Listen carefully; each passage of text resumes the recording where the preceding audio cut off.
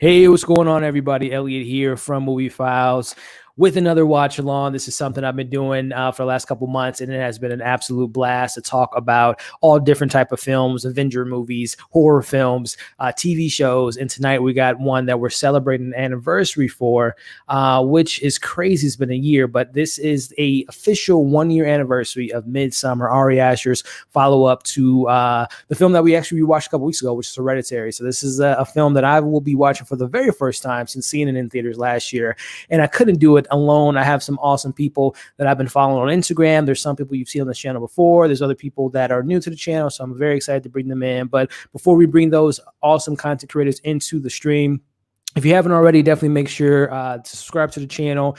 Make sure you give this video a thumbs up. Comment galore. This is all about interacting, not only with the panel, but you all in the chat as well. So if you guys have any comments about the film, about your favorite moments, your least favorite moments, where this movie ranked from you last year, and if it still holds today, let us know in the chat. We're going to have a fun time tonight. So also, too, I'm going to bring them in, but also all of these amazing people, all their information is in the description below. So definitely give them a follow, subscribe to their channels, give them some support. And do all that fun stuff. So with that kind of being said, I'm going to bring in Luke from Luke Reviews. He has an incredible Instagram account. I know it's like super late out where he's from, but I'm so glad he was able to make it tonight because he always shows some great support on multiple channels across myself and other watch-alongs and all that. So Luke, how we doing, man? Doing good. It's 3 a.m. right now, which is that's actually early for me. Okay, gotcha. I'd actually watch a movie right about now. There you go. That's what I'm doing. Thank awesome, you for having man. me on. Hey man, like I said, first watch along. First watch along, man. Yeah, I've seen you in not only in my chats, but guy at the movies and flicks. So I had to bring you on, man. I know you're a big fan of this film, but before I introduce everyone else, Luke, if you want to tell them a little bit about your Instagram account, where they can find you. I know you have a letterbox, so tell the people a little bit about yourself and what they can find on your channel, my friend. On my Instagram, you can find movie reviews, lists, everything up to 3 posts a day. I have a letterbox. It's also Look Reviews with a space, and I have a YouTube, which I keep telling people to go to, and that there's more content coming soon. That hasn't really happened yet, but I'm working on it slowly but surely. But yeah, mostly on Instagram, Look_reviews, which I'm very active on. You can ask me anything. So yeah. Awesome, man. Yeah, like he said, Luke has an incredible Instagram account with a lot of different competitions on his Insta stories. Again, a lot of great reviews on his Instagram. So definitely give him a follow there. And I'm looking forward to see what you bring to the YouTube space, my friend, in regards to some of your maybe reviews or your take on film. So definitely excited for that. So thank you for joining us tonight, Luke. And then someone that also has been on the stream more recently, Moviebirb, Sean from Moviebirb, another person I just interacted with for the very first time on this channel a couple weeks ago for our Hereditary watch along. He's here tonight. He said he wanted to be a part of the Midsommar watch along, and we got him here tonight. So bringing in Sean from Moviebirb. How we doing tonight, man? Good, man. How are you? Doing well, man. Doing well. It's like 100 degrees out here in St. Louis, but nice and cool. And watching a summer romantic comedy tonight, so I'm excited to be here tonight, guys. So yeah, same with Luke, Sean. If you want to tell the people where they can find you, a little bit about your channel, your content, all that fun stuff, the stage is yours, my friend.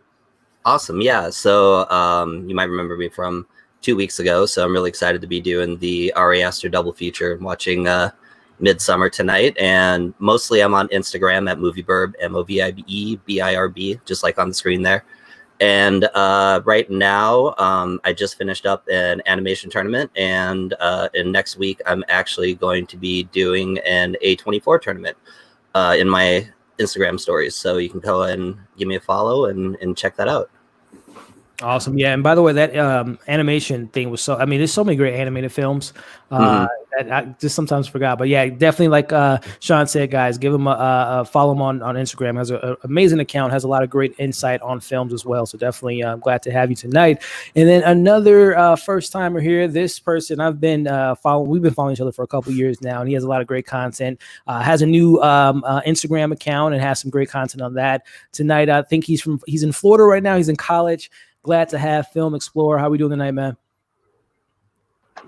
Have a good night, Elliot. Good night, panel. Good night, viewers. Thank you so much for having me, Elliot. Like you said, we've been at this for a couple of years now. Fortunately, I had to switch, like it got hacked, and I like you guys. Awesome, man. Well, yeah, man. If you want to tell that, I mean, hacking is the worst, man. I hate when that stuff happens to some of my favorite content creators. But luckily, like I said, you got a new channel, got a new page, and got some great content. But where can the people find you, man, in regards to Instagram and the YouTubes and all those different spaces, man? Where can the people find you, and tell them a little bit about yourself? Right now, we are. Hi. Well, you can find us at Instagram right now. We are film_Explorel. We have basically my main audience is from movie reviews, and apart from that, we've been doing a couple of fan casts which have been pretty successful. I've received excellent feedback from that. Sometimes news that I like, a recent update, simple stuff, movie news in general, like all you guys know what we all like. That's basically it. I'm just on Instagram right now, trying to create a more centered audience to hopefully expand in the future. Awesome, man. Yeah, I was fortunate enough to be on your IG story a couple weeks ago with David from Flicks Talk with the greatest trilogies, I believe it was. So yeah, man, he has a lot of great content. Same with Luke, same with Sean. Like I said, guys, all their information, their links to their YouTubes, their Instagrams, all that fun stuff is in the description below. So definitely follow them, show them support. They have a lot of great content. So we're gonna get to start in about 4 minutes, but starting kind of roundtable style with Luke. We were talking briefly before we went on the stream, man. How many times have you seen this film? And tell me a little bit about your fandom, your likes or maybe dislikes about this film briefly before we start this watch along. I watched it once in theaters, I think it got in my top 3 of the year. Mm-hmm. Gave it like a 9.5, and I rewatched it right before my 2019 ranking, and it went down to a 9.2, but I mean, that's still pretty good. Still high score, yeah. I have a weird love for this film, no matter how disturbing it is. I just really love it, and I thought it was the best cinematography of the year last year. Yeah, man. It was definitely the daytime horror thing. Really, something we rarely see, man. Yeah, man. Just like I know you notice in Luke's room, you know, superhero stuff with Avengers and Dark Knight.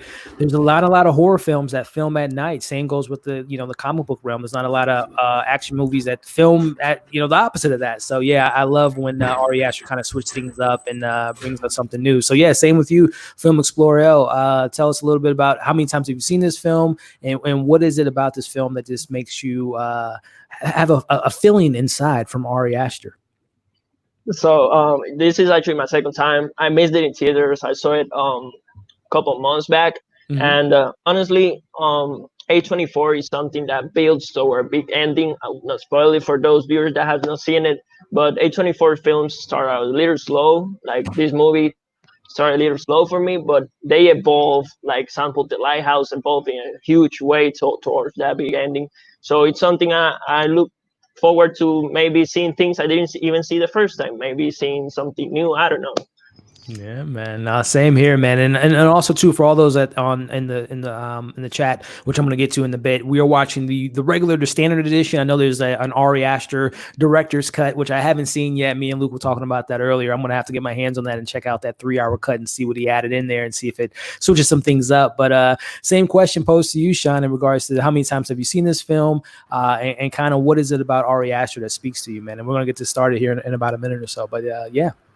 Yeah, sounds good. Well, maybe I'm a glutton for punishment, but I saw it twice in theaters. Nice. Much like Hereditary, I saw it once and loved it, but I wanted to go back and watch it a second time just to see like all the stuff that I missed before. Mm-hmm. And this is much like Hereditary, and I think even more so. Like this is one of those films that you pay attention to the details, like the artwork and the tapestries and just kind of like everything that's going on. So this is like a really great all-inclusive movie where you really have to pay attention to everything. And this will actually be my 3rd or 4th time watching it. So looking forward to watching it here soon. No, awesome, man. Yeah, like I said, this is my very first time seeing it since theater. And I remember sitting down. This is the 1-year anniversary. So literally last year, which is crazy how different a year ago makes from where we are now as a world speaking. But yeah, I just remember seeing this film and just being blown away. Like Luke said, the daytime horror, like Film Explorer was saying, just what A24 allows their directors to direct their films, to have their visions out there. As divisive as it may be, Hereditary, this film, it comes at night. I mean, the list goes on and on as far as like their filmography when it comes to horror. But I just appreciate the director's vision, especially Ari Aster's vision. And I'm, jokingly saying this is a romantic comedy, but I mean, this is, he puts his own little spin to Hereditary with family drama and dealing with grieving, and it's kind of the same thing with this film. So it is a 7/10 on my end, guys. What we're going to do here, again, we're watching the standard edition. I have my digital code, so however you guys are watching it, we're going to pull up a timer here, and I'm going to pull it up periodically throughout the stream. So on the count of let me pull it up here, make sure it's on the screen here. So in 5, 4, 3, 2, 1, pressing play now, and we'll get it started, guys. So we got people in the chat. Don't want to ignore the people that are tuning in tonight. Definitely, we all appreciate you guys showing some support and dropping by. We got Robert in the chat. Glad to see you tonight, Robert. I'm pretty sure you're watching this on 4K. We got Eve. Eve, I know you say you were buying a car today. I hope you all that worked well, because I know buying a car can be very annoying and very stressful. So Eve, if you're free, let us know. I can definitely invite you in the chat if you want to get in the stream, but I'm glad you're able to make it tonight. Eve says she's excited for this. I mean, right off the bat, Luke, I know you were talking about the just the look and feel of it, man. I want to get this like as a canvas painting. That is beautiful, man. Right. That is just beautiful. And then this is probably one of my top 5 movie openings ever, I think, maybe. Oh yeah, it's definitely up there, man. I mean, Film Explorer, man. This kind of reminds me a little bit. A couple weeks ago, I was watching The Shining, and kind of the way that The Shining kind of opens, and it's just kind of just this vast nature shot, man. What is it about? You were talking about A24 earlier, man. The cinematography of this film is just great. Yes, sir. And as you say, look at, if you see this clear view, it's forest, but it's a cold feeling. It's like it's already giving that experience of something dark coming.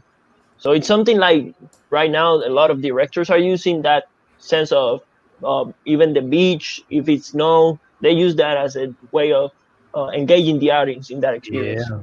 No, that's well said, man. Definitely kind of sets the tone for something, like I said, dark and cold and something unexpected. So yeah, same. I know you brought it up in a couple of days ago, Sean. You had shared the link to the new collector's edition or something like that for the Midsommar. Did you pick up your copy? Because I know Robert brought it up here. They're releasing the director's cut on Blu-ray and 4K sold out. But yeah, did you order or pre-order your copy, man? Oh yeah, I got a 4K copy as soon as I knew that it was coming out, because I knew that A24 shop, that stuff sells out fast. So yeah, I'll be looking forward to getting that in the mail in a few weeks. Yeah, man, you're gonna have to definitely share that on Instagram and show us the insights. I was thinking about getting it. I love collecting movies. I think it was like $50 after tax and everything, but something like that. Yeah, I might have to wait to a Black Friday special for that one there. But no, the artwork looked gorgeous in this in that box set that they had there. We got David here, gang. What's going on, David? I know David. I don't know if you're watching it yet, man. I know you still have to check this out. This film, but Luke, man, I mean, starting this off, man, I mean, you got Danny's picture, you got her parents sleeping, and this is a crazy opening, man. Like, where were you at mentally last year when you saw this? This kind of this opening to this family, and seeing Danny's kind of being paranoid, and her attachment to her family. I was just thinking, okay, so there's a family situation here. And I'm gonna watch the movie and try and find out more about it. And then I see like the unanswered messages, and go, okay, something is going wrong. I'm just gonna wait to see what it is. Yeah, the Facebook messaging. Find out about his sister. And then, I mentioned earlier in regards to some of us seeing it in theaters, some of us seeing it for the first time. Do you guys, and I'm posing this question to the panel, starting off with Film Explorer.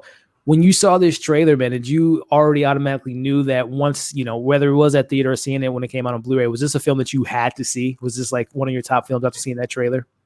Yes, it was. But like I said, I didn't get the chance to see it in theaters. Unfortunately, I missed it. But once I see it, I actually knew why people were talking so much about it, because I saw so many reviews about it online and everything. I said, like, it was up there along with a couple of it was along the time that Parasite came out.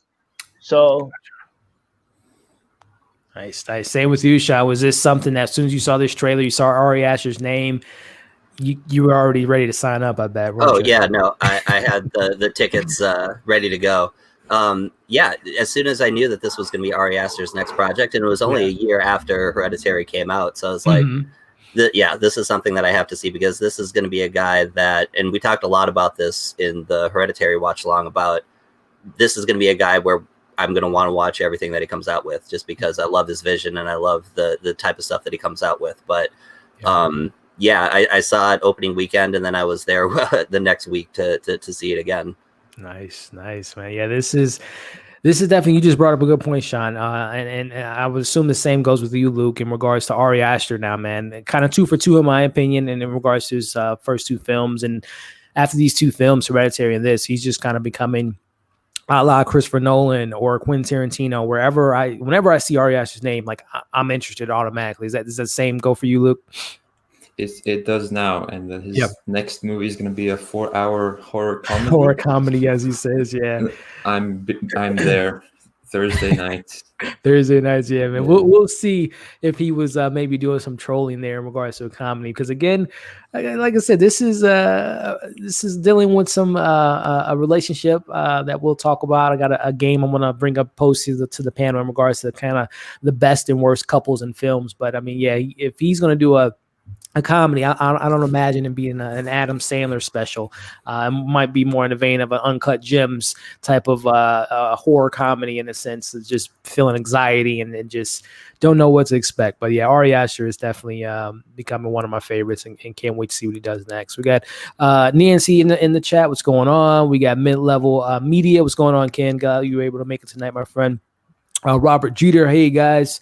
Certain vids can't stay, but sure, it's great. Love your stuff. I appreciate it, man.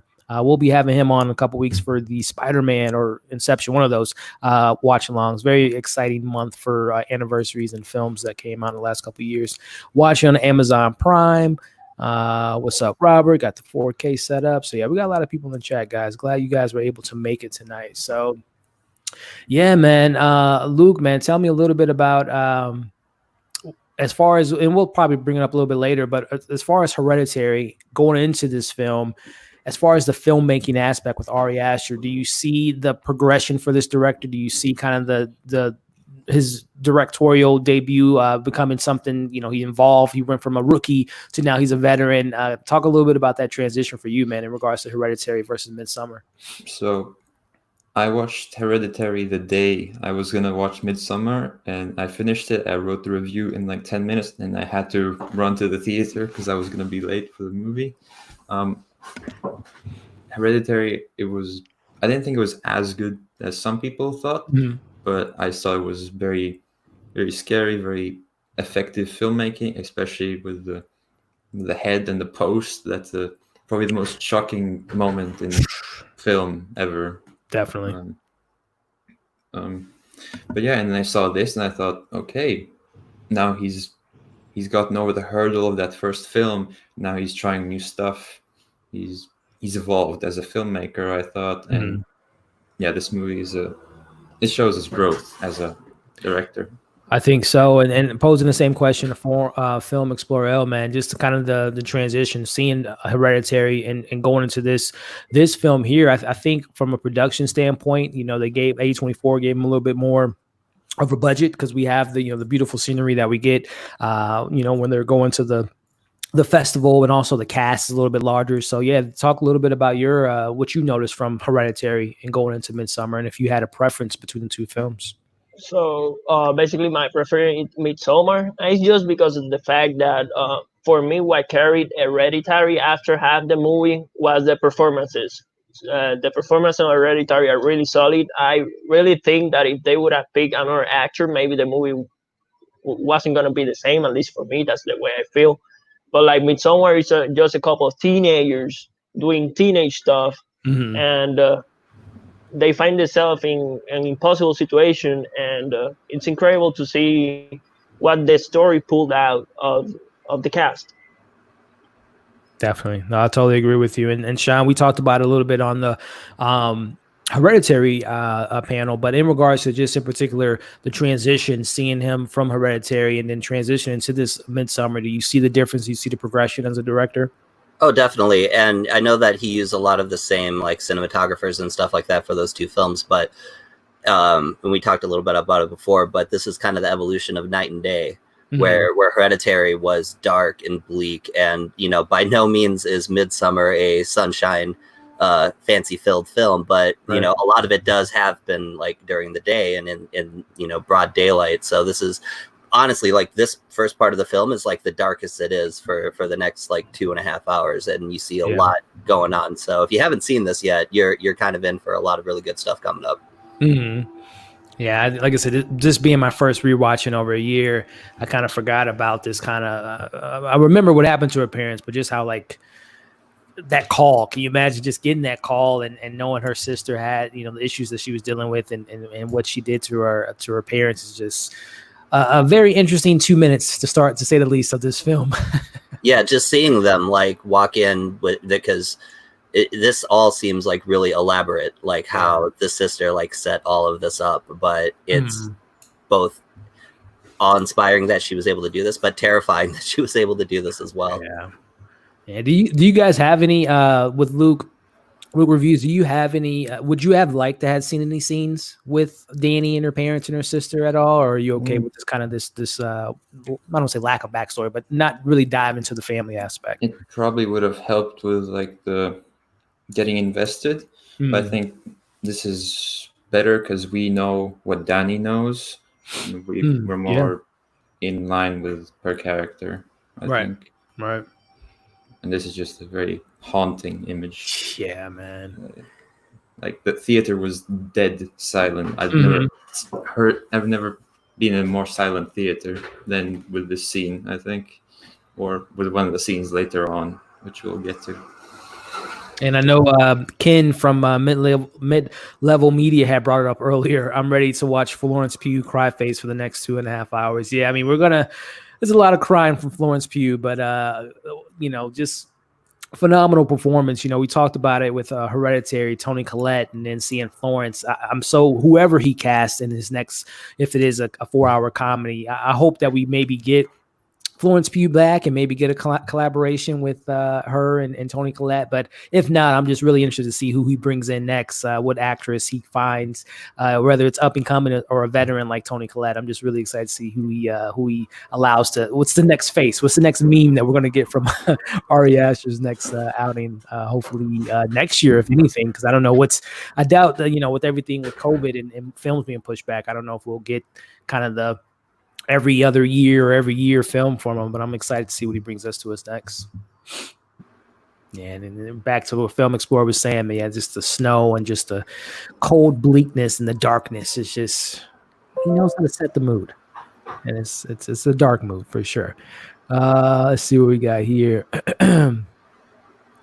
So this is my second rewatch. I'm excited to see how I feel about it after. Yeah, me too. Because like I said, this is my first time seeing it in over a year, and I'm excited to see those scenes that I kind of maybe forgotten, and like you guys were saying earlier, maybe picking up on some things that you know, you might have missed at first or during the second viewing. So very excited to see some Easter eggs too, because I know reading the theories online, there's the stuff of like you see her parents in the background in the festival and in the background of the characters and little things like that. So really excited to maybe pick out these little Easter eggs.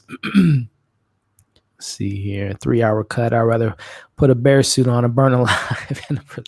Yeah, 3 hour again. So I know Luke, you say you haven't seen it yet, but for a Film Explorer or Sean, have you guys seen the 3-hour cut by chance? No, I haven't. No, I haven't either. Yeah, I gotta check. There's it out. a bear, by the way. Bear painting. On the wall. Yeah, and that's another thing too. I remember reading some, you know, people's reviews on it last year, and they were saying just the background. You notice a lot of foreshadowing and different pictures. To kind of, I think there was the same thing for Hereditary too, if I'm not mistaken. A couple paintings in the background that kind of alluded to what's expected from the film. But yeah, I got to check out that 3-hour cut because I'm just so intrigued to see what he added to the film, and if we get those scenes with the parents possibly, or maybe we get more of this relationship between Danny and what's his name, Christian, if I'm not mistaken. Seeing more of their relationship.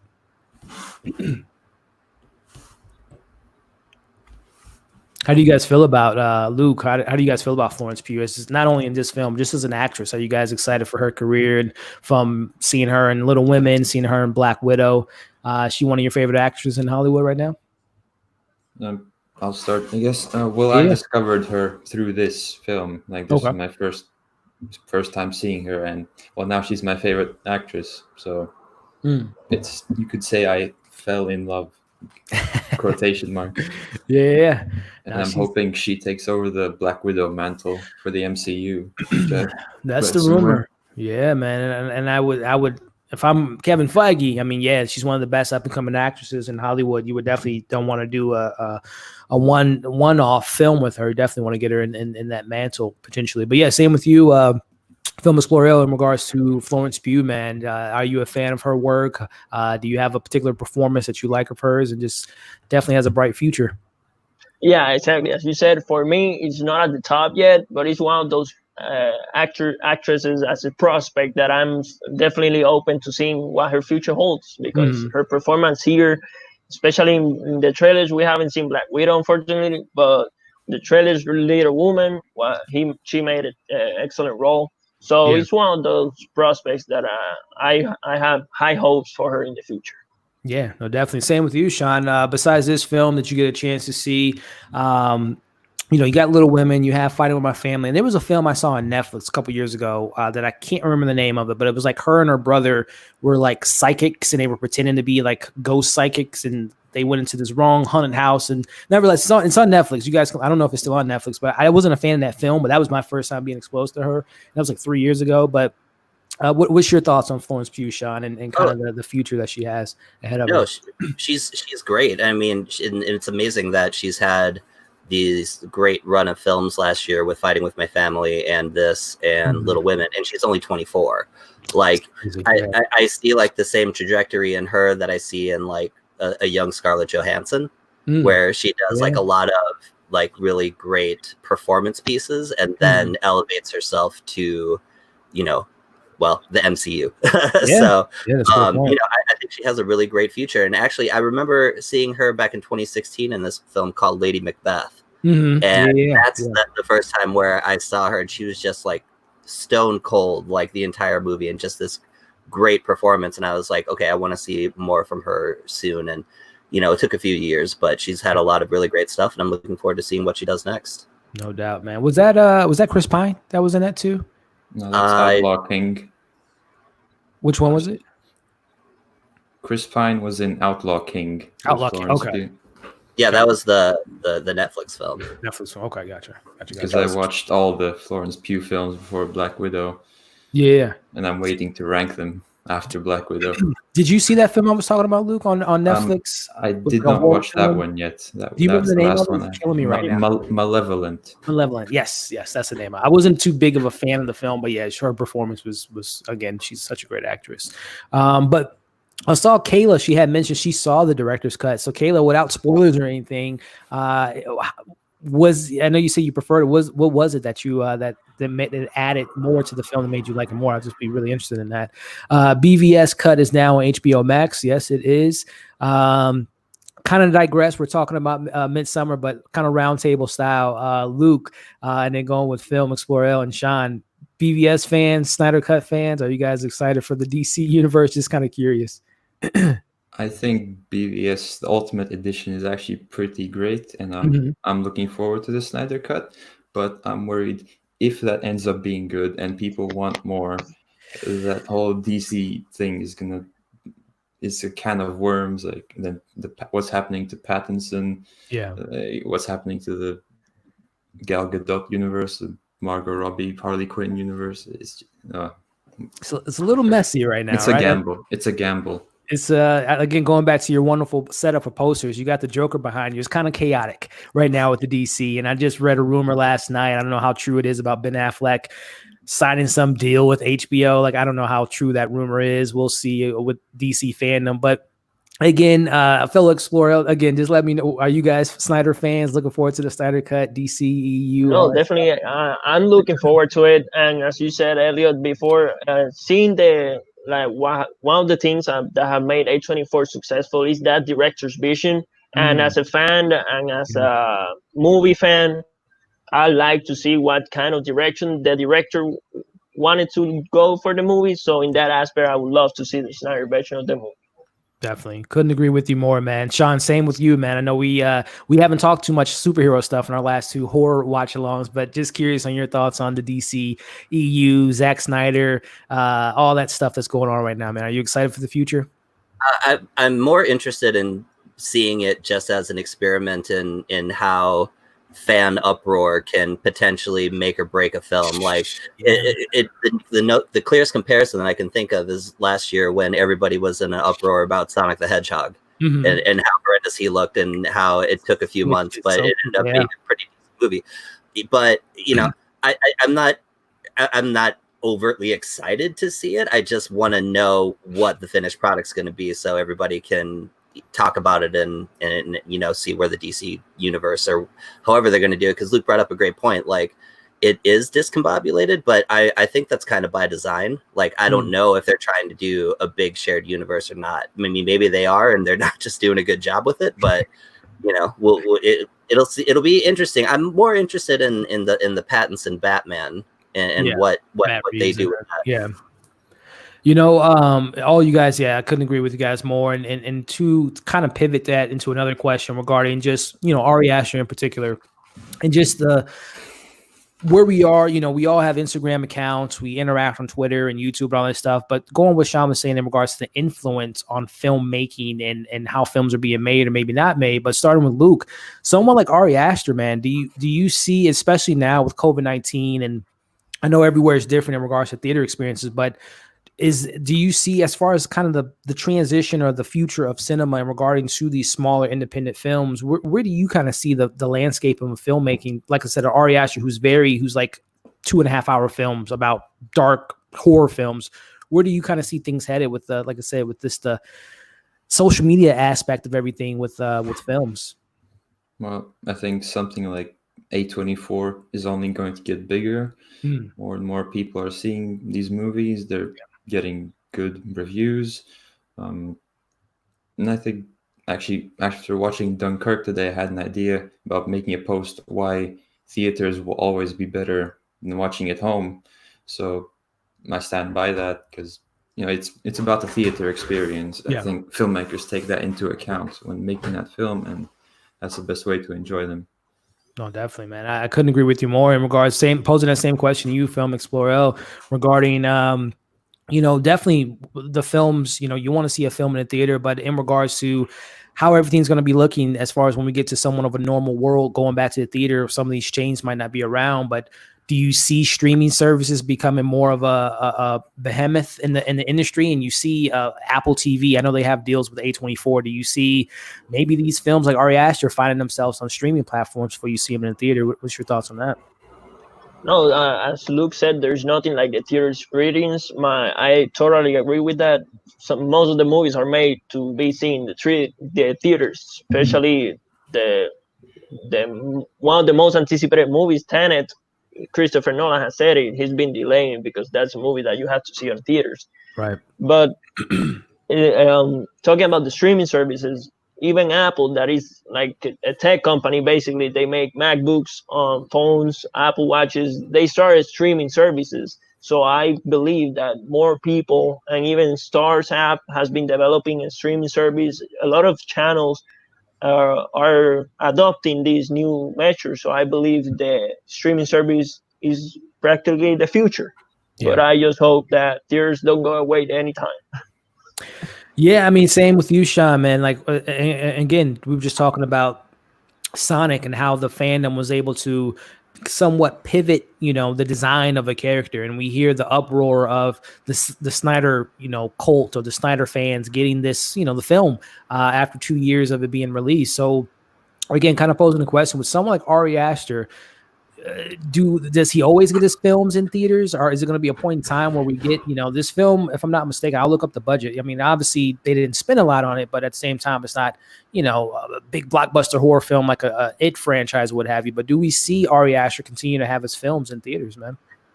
It basically what it boils down to is how A24's model can be successful.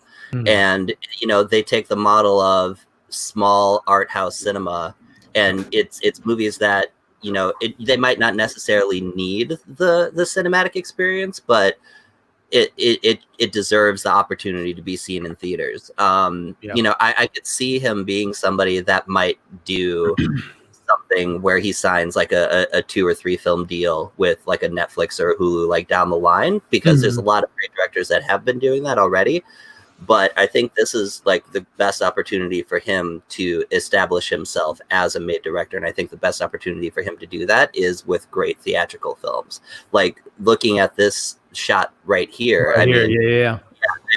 That and the shot we saw before where she was walking into the bathroom and it transitioned from the bathroom in the apartment to the bathroom on the airplane. It's stuff like this that it serves better just seeing it in a theater, because it's kind of how they did this in the craft of what they accomplished. No, definitely, man. And to Sean's point in regards to this scene that we're looking at now, the gang, our group of elite characters are now attending the festival. They are now where everything's going to start to hit the fan. They're in this somewhat of a paradise area. We're about 25 minutes into the films for all those that are just tuning into the live chat or you're watching on the replay. We are 25 minutes and 12 seconds into the film. So it's about to go down. We are now arriving to where most of the film will take place. So yeah, like I said, guys, really well said in regards to this kind of, the theatrical experience versus where streaming is going to head and all that fun stuff. And also I saw a question in here, and this is something actually I watched today. Karen brought up, hello, just stopping by for a few minutes to show some support. Binge watching Ju-on on Netflix. Took a break and thought Midsommar was okay. I liked Hereditary better. I prefer Hereditary a little bit more just from a little bit storytelling elements, but no, they're two great films. But to what she was saying, Ju-on, have you guys watched this by chance yet? Luke, film Explorer or movie, Rashawn? Have you guys? No, I watched it today. Are you guys familiar with it as far as The Grudge? Absolutely. Yeah. It was an interesting watch, to say the least. Much better than any American versions that we've gotten since 2004's. Sarah Michelle Gellar's Grudge. This is a 6 hour, not 6 hours, 6 episodes, 28-minute episodes. It's like a 2-hour binge, super easy to watch, but very interesting watch. So if you guys get a chance to, definitely check it out. Very, very disturbing television show on Netflix. But yeah, Karen, I can't wait to hear what you think about it. I'm actually reviewing that tomorrow on the channel here. This movie was snubbed hard at the Oscars last year. Luke, I know you have something to say about that, man. Maybe cinematography. I have a theory. Let's hear it, man. I love your theories. People at the Academy are too scared to watch horror movies. So that's why they gave The Lighthouse only cinematography, because they looked at the stills of the movie. Thought, that's pretty good. We'll give them cinematography. That's why horror movies never get any recognition. It's insane, man. And kind of pivoting into that same question, starting with Luke and everyone on the panel. I mean, you kind of touched on it in regards to the Academy not paying attention to it, but obviously in the last year or so, especially this year alone, we've been getting a lot more. They're shaking things up with the board and the Academy. So, what is it though? Prior to the shakeup, that why aren't we getting love? Why isn't Toni Collette, Florence Pugh, Lupita Nyong'o, I don't know, Emily Blunt from A Quiet Place? What's the lack of love for horror films? Starting with Luke, I know you brought up with the scare factor, but is there anything else too that just they don't show any love to the horror community? Maybe it's the type of thing that there's a lot of people out there that don't watch horror movies, and I think that has something to do with it. So yeah, that's a good point. Same question posed to you. Think about it a little. No, for sure, man. And we'll come back to you if you have any more to add to it in regards to Film Explorer, man. What's up with the Academy, man? Why aren't they showing any love to these horror films? Honestly, I cannot answer that. I believe I know so many horror fans that are more book fans than movie fans, and it's because of the adaptation of the horror genre is not necessarily as scary as the book is. I guess that's my point. But as you said, I know it's an example for another time, but Jordan Peele is one director that had changed his way and have evolved in such a huge way, especially in this new genre he's in. So I believe directors like that will get the chance to hopefully in the near future take those horror movies to the Oscars, to the Academy.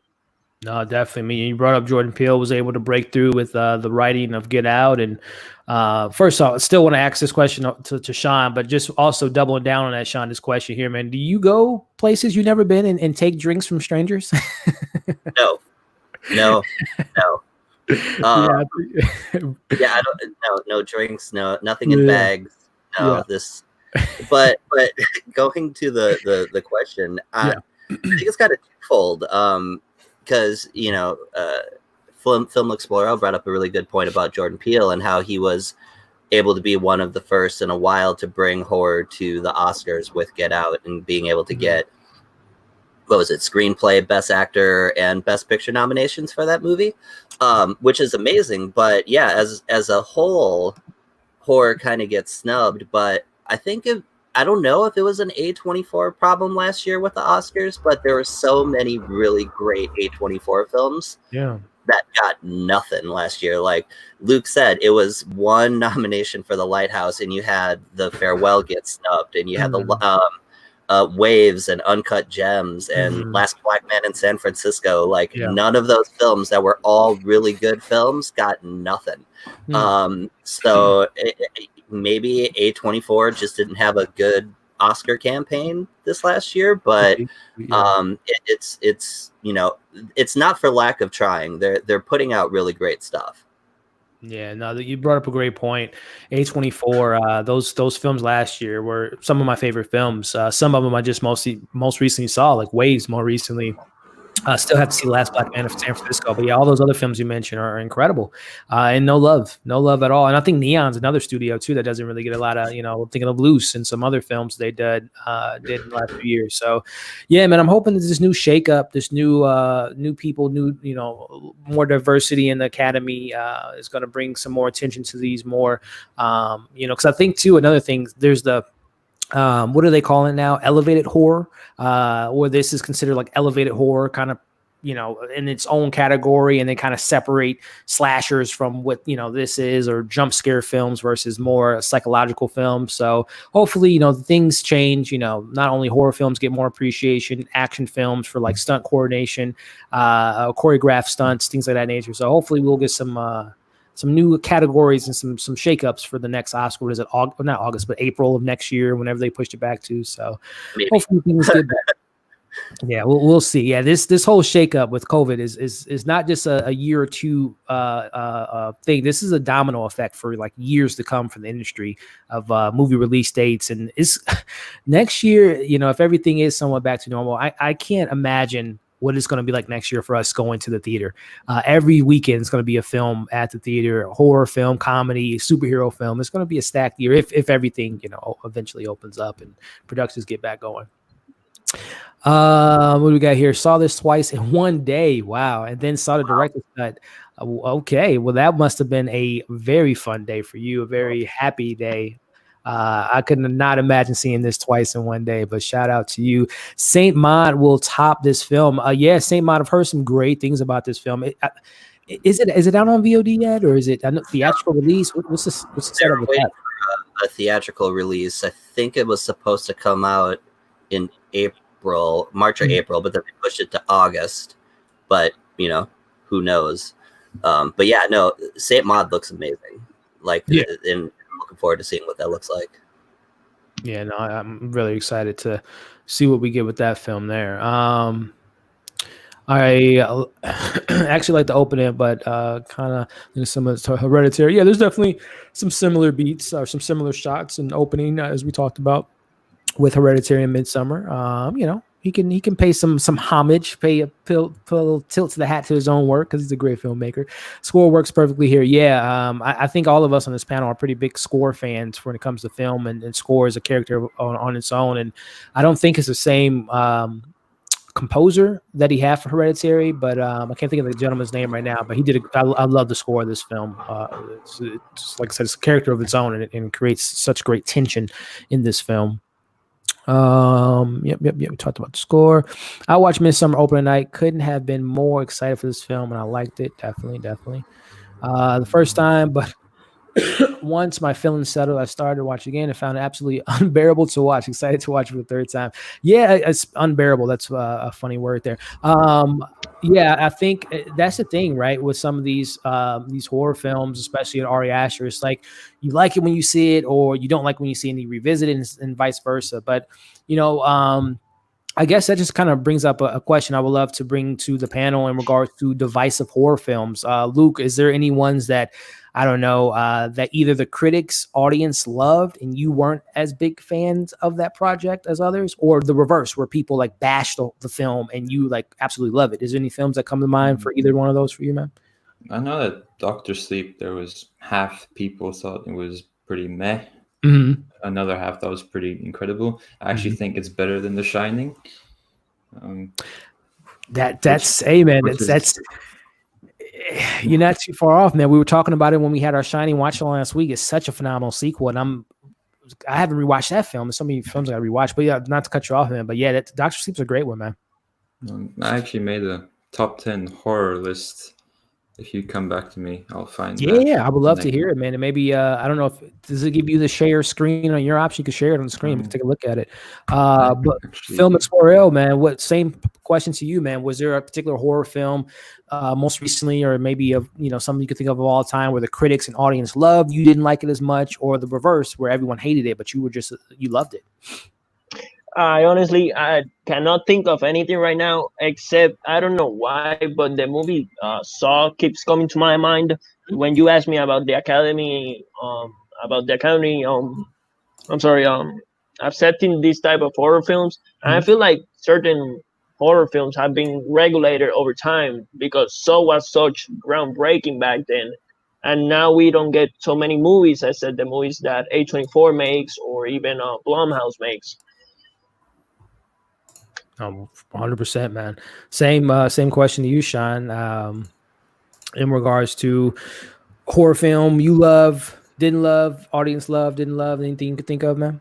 A couple that I liked that audiences, I've been in, I'll have a story with one of them, but Mother is one that I liked, and it didn't seem like it caught an audience. And It Comes at Night, the one that came out, the A24 film that came out a couple years ago, because A24 has a fun way of marketing films where it's marketed as one thing, but it ends up being something completely different. Like The Witch comes to mind, and It Comes at Night was one of those two where you're expecting it to be one thing.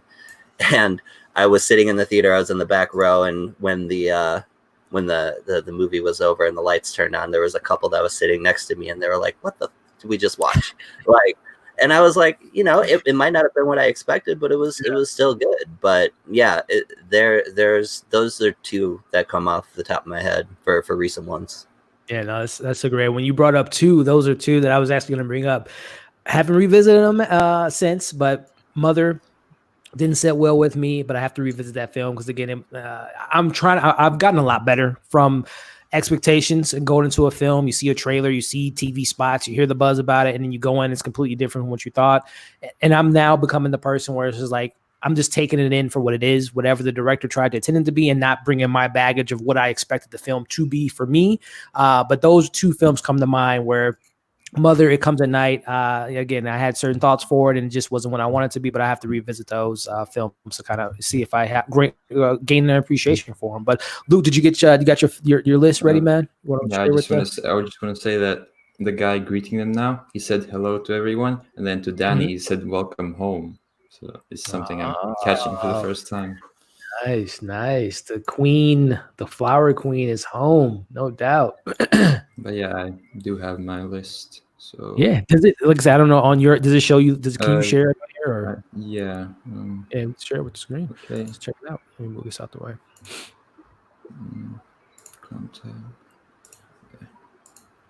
Yeah, can you see that? Yeah, here we go. Pull this up here. So, guys, this is Luke's top 10. Is this like horrors of all time, or? Yeah, I haven't seen a lot, but this is just favorite subject. Yeah. So number 10, we got Train to Busan. Definitely agree with you, man. One of my favorite zombie films of all time. Love it. What about you, Sean? I know we were talking about Train to Busan not too long ago. Are you a big fan of this film? Same goes with Film Explorer. Oh yeah, definitely. everything on this list is great. But yeah, Train to Busan is kind of a really great modern take on zombie horror, and I'm looking forward to seeing what Peninsula ends up looking like. Yeah, man. What about you, Film Explorer? Did you get a chance to see the Train to Busan? Yes, I did. I only saw it once. I haven't seen it twice, but I have to rewatch it because I heard the sequel is coming. I think it's called Peninsula or something like that. Yeah. So I'll have to revisit that one before seeing the sequel. Yeah, for sure, man. Now there was a watch along David had on his channel a couple weeks ago. That was my third time seeing it and loved it just as much. So number 9, It. Yeah, I'm a big fan of It Chapter 1. And I have a question for you guys later on in regards to what scares you guys or not. I didn't find the film and scares subjective, but I just love the Stand By Me kind of coming of age story and Pennywise and Bill Skarsgård. I'm a big fan of that film as well, and I would love to know, Luke, thoughts right quick on It Chapter 2, man. Were you a fan of that, or one of the biggest disappointments of the year? Oh, man, but it was all right. I gave it like a 6, right, yeah. But expectations were high. Oh yeah, man. Especially after reading the book, which is a lot more epic than calling Pennywise a clown. Yeah, that's a film that, yeah, again, trying to get better at expectations. But like you, Luke, I had high expectations just because I was such a big fan in 2017. Andy Muschietti's It. But it was fine. I have to, again, another film I have to revisit since seeing it last year. But it was just okay, like you said, man. But number 8, The Shining. Love that. Like you said, Dr. Sleep is right in front of it. I love that hot take there. And some people might agree with you, man. I'm not too far off from that decision. I have to revisit. I grew up with The Shining, so obviously I have so many more rewatchability. I've seen it more times than Dr. Sleep, but can't wait to continue to watch that as the years go by. Us, I love that. The Thing, classic. The Bride of Frankenstein, another classic. Invisible Man, Midsommar number 2, and then Lighthouse. I love this list, man. Do you guys, Sean, Film Explorer, do you guys have any thoughts about his list here? Any films that you guys might have on your list as well? No, that's a solid list. I really love The Lighthouse. I know it's another one of those A24 not for everybody films, but no, that was a great exploration and just two people and watching them slowly go crazy for a couple hours. But yeah, that was definitely one of my favorite films of last year. I look at it as a comedy now. Which one? The Lighthouse. It's more of a comedy Lighthouse, to me now. Yeah, fart man. William Dafoe is just cutting up, man. Yeah, that film is two great actors, man. I'm really excited to see Robert Pattinson in the Batman. It's just like one of my most anticipated films of next year. But yeah, Film Explorer, man. Same with Sean. You agree with that list in regards to, obviously this might not be your top 10, but do you kind of see these picks being high on a lot of people's lists? Oh, definitely. It's a solid list, like Sean said. And one movie that actually caught my attention is The Thing. Luke, excellent choice in The Thing, because even how long is it? 30, 40 years that movie has come out, and people are still debating who is The Thing, if The Thing's still alive. That ending is so open that for me, it's super, it's a super list. Yeah, this is an awesome list, Luke. I appreciate you sharing that with us, man. Like I said, guys, going back to my amazing panel of guests here, Luke reviews, Sean, and Film Explorer. All their links are in the bio, guys. So check out Luke's Letterboxd. Check out everyone's Instagram. They got a lot of great takes, as you guys can see. So definitely show them some support. So we got future filmmaker 39480 reviews. I hope Invisible Man gets recognition at the Oscars. Also, Dr. Sleep was snubbed. Again, roundtable style, starting off from my boy Luke. What do you think about Oscar chances for Invisible Man, whether it be Elizabeth Moss, Lee Whannell directing maybe? I don't know, man. Do you see any Oscar chances for anything for the Invisible Man earlier this year? I think maybe it could snatch a VFX. Maybe that Dune is probably going to take from it. Best actress, I mean, unless we get 5 really good performances later in the year. She better be there. And director, I think director, but I don't know if this is the type of movie that they would give best director to. I agree. No, that was a good call with the VFX. I definitely 100% agree with you there. And I actually put, when I reviewed this film, what is it, in March or February, I put Elizabeth Moss' performance right up there with Florence Pugh and Toni Collette and Lupita Nyong'o and us and Emily Blunt in Quiet Place these last 4 or 5 years or 3 years. Definitely an incredible performance by her. But Film Explorer, but yeah, same with you, Mindy. Do you agree with Luke in regards to visual effects, or do you see any other potential Oscar nominations from The Invisible Man earlier this year? No, I definitely see Elizabeth Moss nomination. I really think she sold that performance and is one of the actresses, especially in Shirley. I don't necessarily like Shirley, but Yeah. her performance is a really solid role in the movie. So I believe she should at least get the recognition of being nominated for an award. No doubt. Yeah, Shirley was kind of hit or miss for me. Like you just mentioned, Elizabeth Moss was great. Shirley Jackson, I just wanted them to explore more about her bookmaking and how she became an author and all that. And I thought Odessa Young was good in it, but it was okay for me. But Sean, yeah, man, same with you, my friend. Visual effects, maybe Elizabeth Moss. Is there a chance that Invisible Man, especially considering that some films that might have, been the big Oscar films or might have been pushed back to next year, is it a chance that we can get some nominations for Invisible Man? Yeah, I mean, I definitely agree with Luke about like the VFX and stuff like that, because it was a really great looking film. But it's a lot like Hereditary in this film, where you have really great performances and things like that. But I don't know if the Oscars are quite ready to get a film like that the award recognition that it deserves. And it's another bear. It's a bear. But Bear. yeah, but if we were just going off of what's come out so far, this is definitely going to be in a lot of people's top 10 lists. Invisible Man is. Yeah, I think right now, again, not for the simple fact that it hasn't been that many films so far this year that were supposed to come out, but I still think for me, Invisible Man would have been in my top 10. It's in my top 5 so far this year of 2020, and some very interesting. I'm sorry, it's just some very interesting imagery in front of the screen now. Yeah. It's just like, okay, just more foreshadowing. Foreshadowing. Like very in your face foreshadowing. Yeah, but it's so random. But just seeing that right now just reminded me. I don't know if you guys got a chance to see Candyman, the trailer that they released a couple weeks ago with the puppetry. I thought that was a really interesting way to kind of show, kind of the tone and kind of a little bit of the film. And I hope more filmmakers take a little note of that, of how to maybe do a trailer without necessarily doing a quote unquote traditional trailer. I thought that was fantastic. Yeah, this is beautiful. Mm-hmm. Beautiful. Even so the music, right? It's just like, So what were you gonna say? So this takes place in Sweden. Do you know where it was actually shot? Fill us in, man. I'm not sure. I don't know if maybe the panel. Do you guys know by chance before he tells us? It was in Hungary. Oh, really? Which is, I don't know. Nice. I guess they couldn't find good enough location in Sweden. Yeah, maybe. I have Swedish relatives, and if I would show them this, especially with what happens later, they'd be like, "What the hell are you watching? This is not Sweden. This is not a good representation of what we do over here in Sweden." That's funny. Jared, what's going on, man? Glad you were able to make it out tonight, my friend. A24 needs to start greasing hands at the Academy.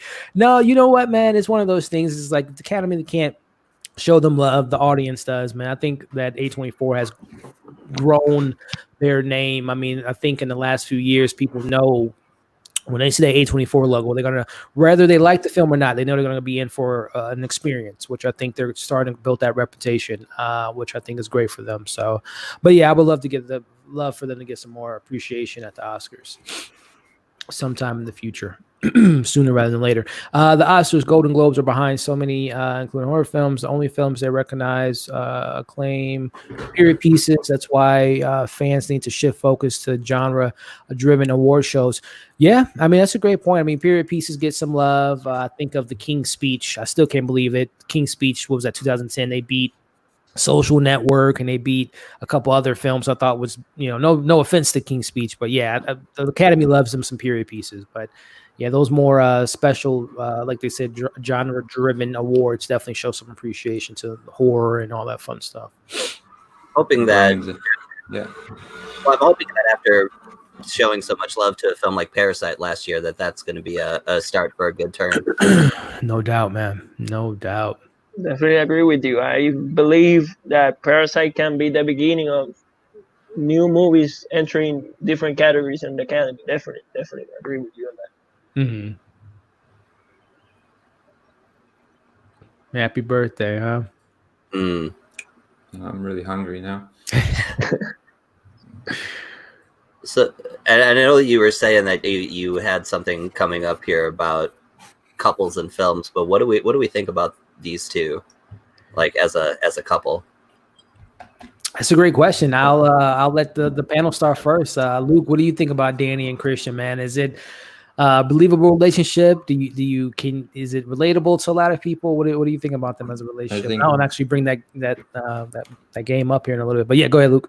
I think this is actually what this film is about, this relationship, this unhealthy situation for Danny. I think that's actually what Ari Aster was trying to explore and why he made this film, because he wanted to explore that relationship. And on the surface, it's this horror movie, but if you dig deep, it's actually about that relationship and how controlling Christian is, and then it all comes full circle in the last shot of the movie, which is probably one of my favorite shots ever in film.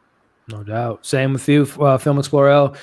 The story of these two couples kind of at a spot now where, Christian kind of feels closed in, locked in, feeling kind of like his girlfriend doesn't give him enough space, man. What do you think about them as a couple? No, and strong point is that first dinner he's having with his friends at the beginning of the film, where he's this toxic boyfriend that talks about tries to defend, have that bad relationship with his friends, talking about his girl and stuff like that. I feel that kind of switch it up at the end. Definitely no. And I mean, to answer your question, Sean, I think this is a very realistic couple in regards to, how especially someone in younger couples, one is you all lovey-dovey at first, you kind of grow apart, and seeing them kind of grow apart throughout this film, how Danny, lost her family. She needs to cling on to something, and she finally found her family without spoiling anything. But yeah, I think this is a really interesting couple to show on screen. And like I said, Ari Aster, this is his way of kind of giving us a horror rom-com, if you want to call it that. But yeah, I think they're a really interesting horror couple for sure. But yes, what's your thoughts, Sean, in regards to them? Definitely. And Film Explorer brought up a really great point about how it's kind of a toxic relationship in the beginning. Yeah. And how we'll get there when we get there. But not just with Danny, but with other relationships and his friendships, he definitely puts himself first and puts himself forward and what his best interests are, and where we're going to explore that here a little bit more in the film later. But yeah, not a good dude. Not a good dude for sure. And it's funny. Jack Reynor was his last name. His name is slipping. Reynor, yeah, he the first film I ever saw of his, and I don't know if it was his first film, was Transformers, and I'm like, everything from that film I just wasn't a fan of. But seeing him in this film and seeing him in Sing Street, he's a really solid actor, and I'm really excited to see what his career kind of brings. But like I said, that first film I saw, man, Transformers, night and day from what I thought of him then to what I think about him now, which is interesting. So yeah, and especially since it was Age of Extinction. Yeah. Oh. Transformers, man. Most disturbing part of the film. We'll get there. I would say because I know the next person. Believe the ending without spoiling it. Definitely. Nancy asks, "Is this some kind of cult?" I think you can call it that for sure. But we're going to transition into Sean. You brought up one of my points that I want to bring up, or kind of games or questions I want to pose to the group here. Let me pull up the stuff I have for here, but. You brought it up perfectly, Sean. What is some of the best and worst horror couples that we may have seen on screen in the many films that we've gotten over the years? So I pulled up a little list here, and I would love to get you guys' thoughts on some of these couples, if they're maybe the best couple or maybe the worst couple. Starting off with a little light one here, a little fun one to start this thing off. Let me pull it up here. We got our first couple. We got Chucky and Tiffany from The Pride of Chucky. I don't know if you guys have all seen this film or not, or maybe familiar with some of the memes or seen some of the clips online. But Luke, man, any thoughts on Chucky and Tiffany, man, as far as a good couple or a bad couple? I made myself watch every Chucky movie before last year's remake, and I procrastinated a little, so I had to watch 4 of them in one day. Oh man. So it was not a fun day. But Bride of Chucky, it's not as bad as Seed of Chucky, but it's still Oh, pretty yeah. bad. No But doubt. I would say iconic wise, yeah, it's up there, but Yeah. it's very weird and twisted. I'm not a fan. I'm not a fan. Definitely weird and twisted are great words to describe this couple here, man. Same question posed to you, Sean, man. What do you think about Symphony and Mr. Chucky here, man? You know, they have a weird way of showing affection toward one another and what their relationship means. But, you know, grading on a curve of different horror couples that we've seen, and that'll probably come up later, you know, they're a good couple. They care about each other in their own special way. Definitely. Same with you for Film Explorer, man. What do you think about this doll couple? Yeah, I didn't agree with the couple until I saw the excluding Child's Play, the last movie. The two that went straight to theaters are Call of Chucky and The Curse of Chucky, if I'm not mistaken. I really believe that their relationship is solid at that point, especially in the Call of Chucky. You get to experience and see it all played out. So I really think it's creepy, but a doll couple, it's all right. For sure. And speaking of weird couples, we see a couple doing their tradition here, guys. They're setting up to taking a deep breath of their whatever their tradition is right now. This is a good couple, I guess you can say. I wonder what Ari Aster told them. So, Yeah. So just make some weird noises. Yeah, what is this movie? And then with Hereditary, the clucking, the noise that she did with her mouth is like, I wonder what the next thing is going to be in this film, as far as, you know, noises you do with your mouth. So very interesting Ari Aster kind of thing with this film. So on to the next couple. This couple has been through it all. Through hell and back. They are a real couple that we've gotten some films from and seen them make some cameos in. And let me pull them up here in a second. We got Ed and Lorraine Warren, you know, from the Conjuring universe, guys. Starting off with Luke, man. Are you a big Conjuring fan? Do you like Patrick Wilson and their portrayal of this couple and the films that we got in the Conjuring universe? Well, of all the films in the Conjuring universe, I'd say the Conjuring are the only good ones, and these two are definitely the best part of those movies. So when you said best and worst, I thought, okay, I gotta think of a good one, and this was the first one that came to mind as one of the best ones. No doubt. And even on, you know, I love their appearance. I don't know if you guys got a chance to see Annabelle Comes Home, but McKenna Grace and them coming in, I thought that was a nice added touch because it really kind of elevated the film, in my opinion. But yeah, Sean, same with you, man. What do you think about Ed and Lorraine, man, and the Conjuring universe and them as a couple?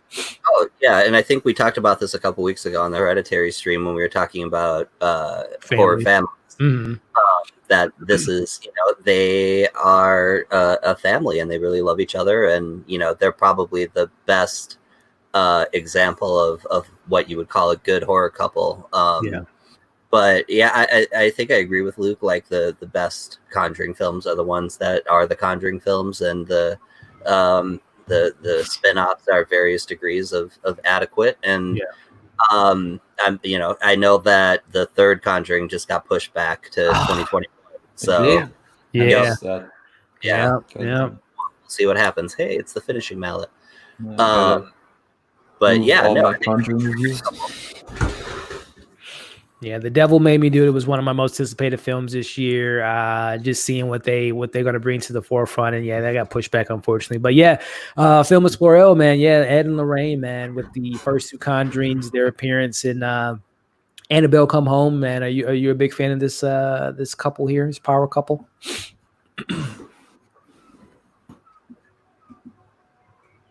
You're muted.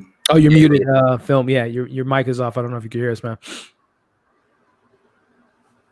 No, can you hear me now? Yes, sir. Yes, sir. I apologize for that. Oh, no worries. So for me, it's a great couple, especially because of one of the the most underrated directors. It's James Wan with the creation of that horror universe. Yeah. I really believe they have so much potential to like explore, especially like you said, Elliot. It's one of the most anticipated films, not just yours. If not, like everyone is expecting The Devil Made Me Do It. Mhm. So I really believe they haven't like reached that but the most potential they have. Definitely.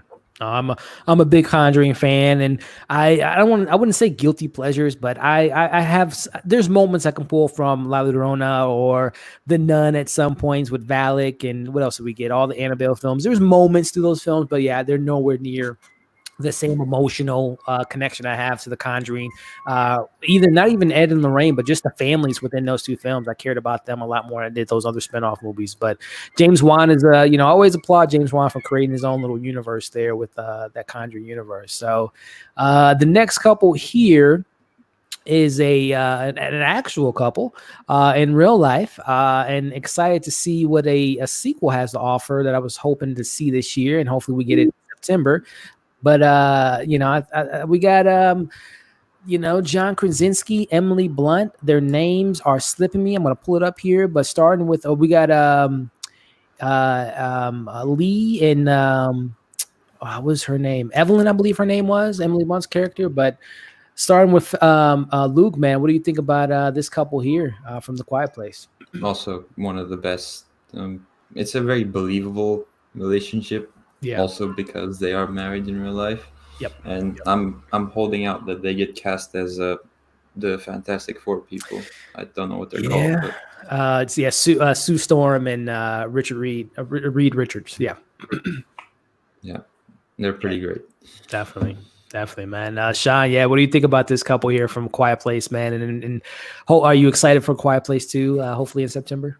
Oh yeah, well, hopefully in September. Yeah. Yeah. But yeah, no, I remember loving seeing A Quiet Place in theaters, and just that whole film experience. And they, again, much like Ed and Lorraine Warren, this was a couple that really cared about each other, and it's unfortunate what happened throughout the film, but I'm excited to see where they take it, because when I initially saw it, and I was thinking that this wasn't a film that necessarily needed a sequel, but 100%. and now that I know and have seen the trailers and stuff, I'm excited to see where it's going to take the story. No doubt, man. Before we get to Film Explorer L, guys, this is again, for those at home, we are about an hour into the film, and like literally right at the hour mark. This is where I remember we were talking to Luke brought up earlier how dead silence. I remember this scene just being like, whoa, what the? I mean, because this is the first kind of big thing. Obviously Ari Aster, slow burns, methodical type of approach to this film, but this was definitely just like very shocking.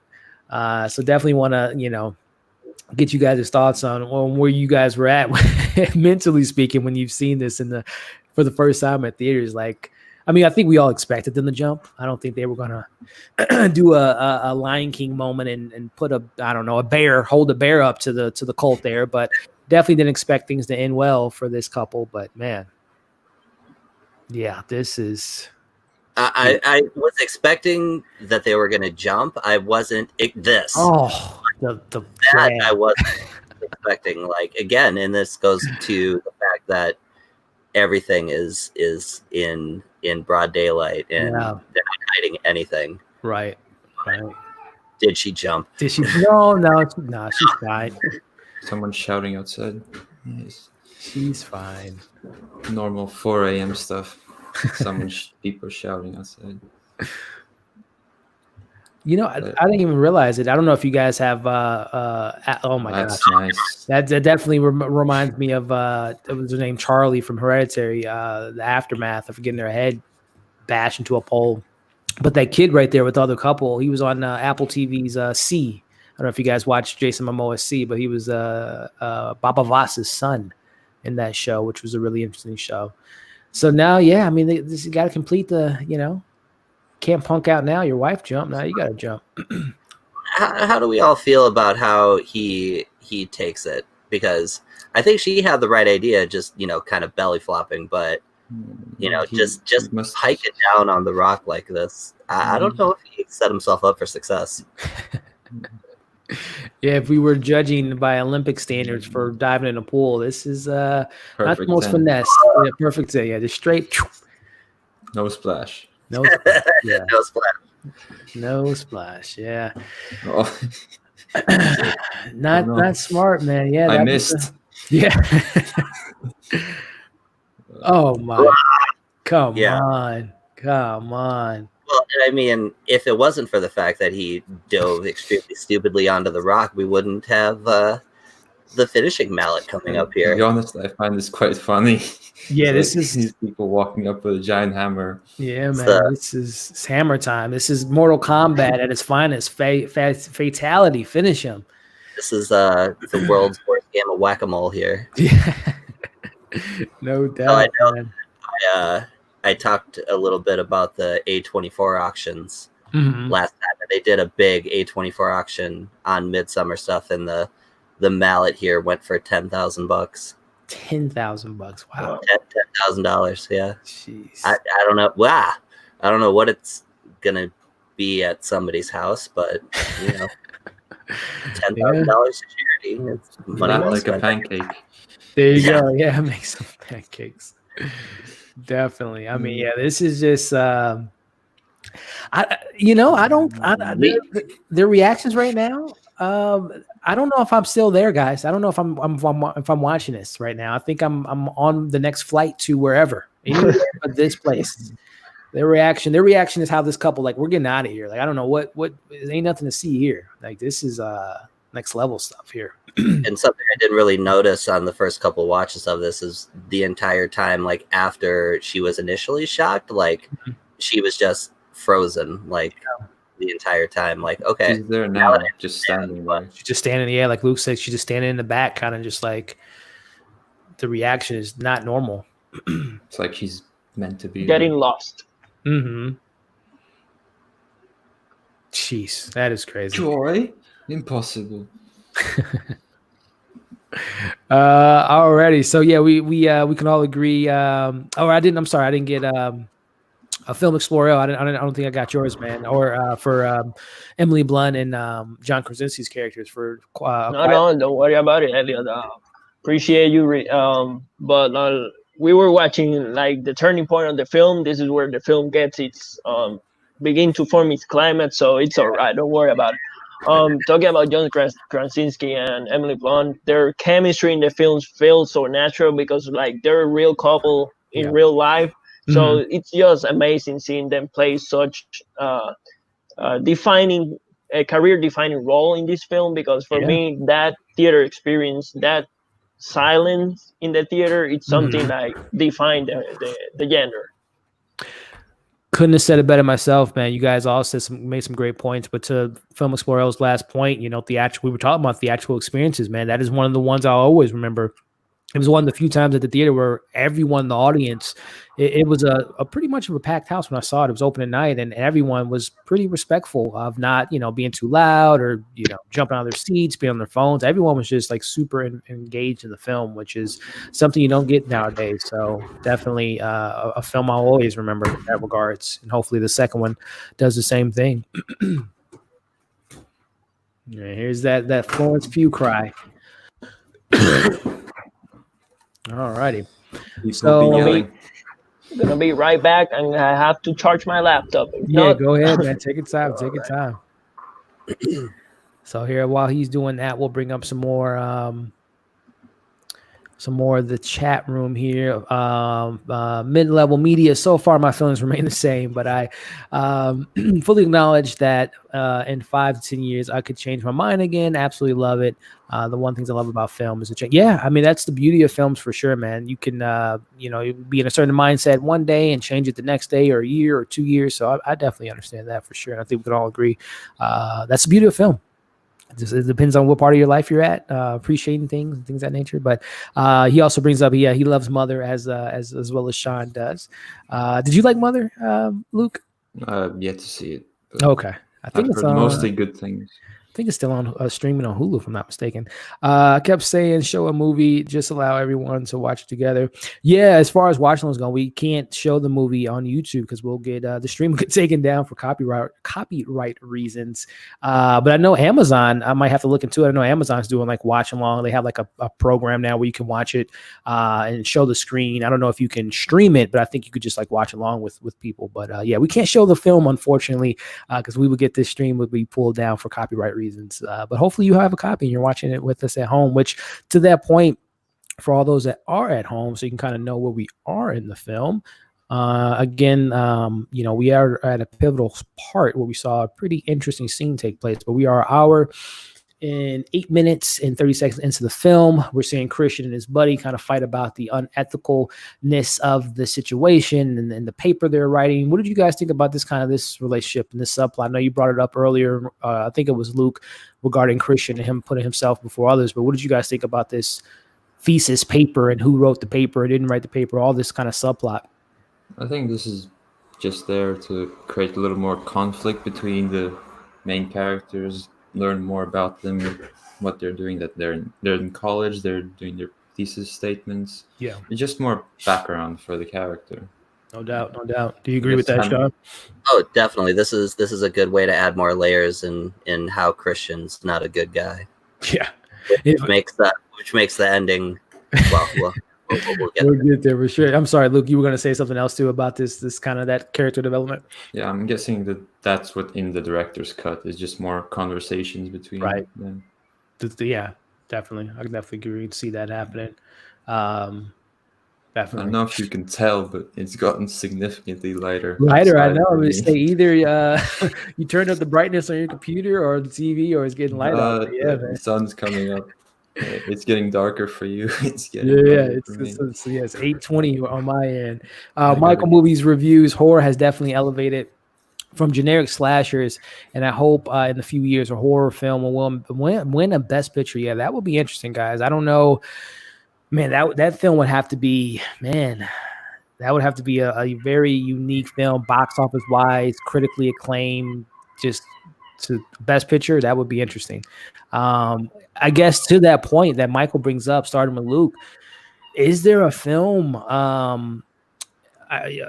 that you can think of, man, that you would say, this is a Best Picture, in my opinion, in the horror genre? Tough one. I guess it would be something like a Shining or The Thing. Stanley Kubrick, yeah. Something. Definitely. Yeah, something with meaning.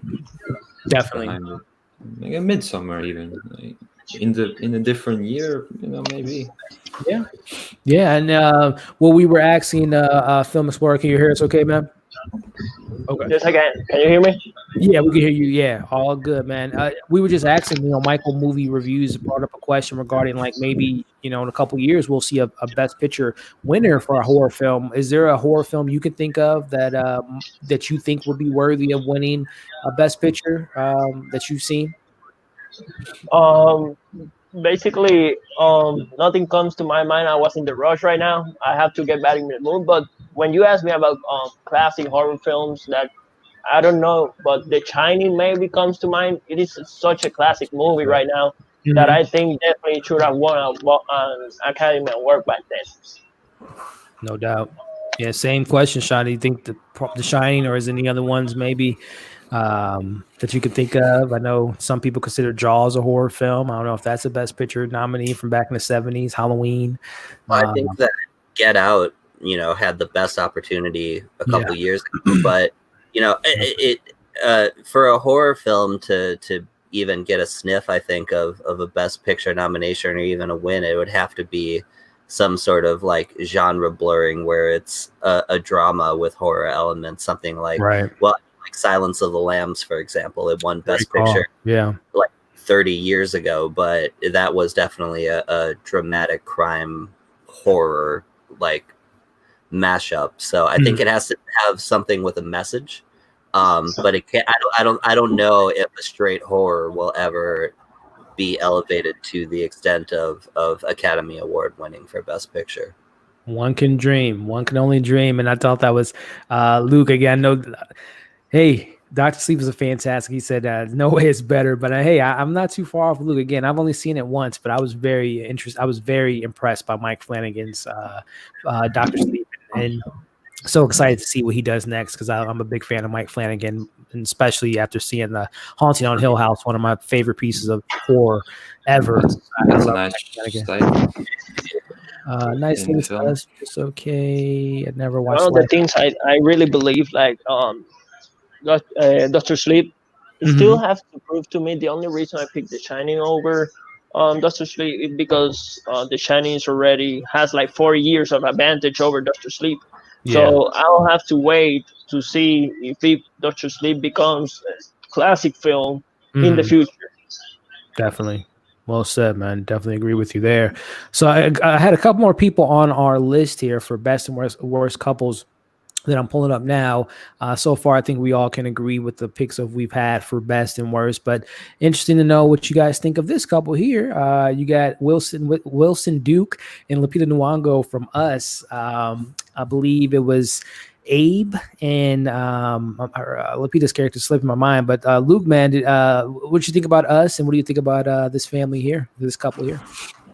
Us absolutely blew me away. I thought it was the greatest thing I've ever seen at the Yeah, it's on your time. top 10. Yeah, it's top 10 list of all time. And yeah, it was a very viable relationship. It was funny.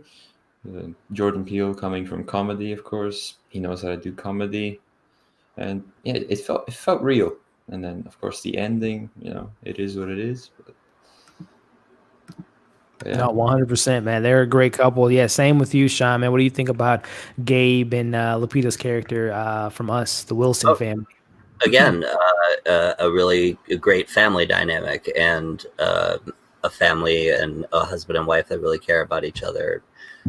Just like John Krasinski and Emily Blunt's character, like they were believable. The situation that they were in might have been a bit fantastical, but as a couple, they were definitely believable, especially with Winston Duke being that dorky dad kind of character. So, Crawdaddy. So, Film Explorer, man, what do you think about the Wilson family, man? This couple is this a power couple here, man? Is this a relatable couple? Yeah, definitely it is, and Jordan Peele likes to. It is so well directed, that film, that you can actually what's the word, identify with that couple and the situation they're in. No doubt. No doubt. Two great performances by two great actors. And hopefully this isn't the last time they collaborate with Jordan Peele. And hopefully it's the last time we see them on screen together, because they don't. I mean, they were both on in the movie together with Black Panther, and then with this. So hopefully we get more Wilson Duke and Lupita Nyong'o in the future here, because I think they have great chemistry. This is a great shot in the movie. Oh, no. It's intercut with that. Yeah, the smoke from the exhaust pipe, and man,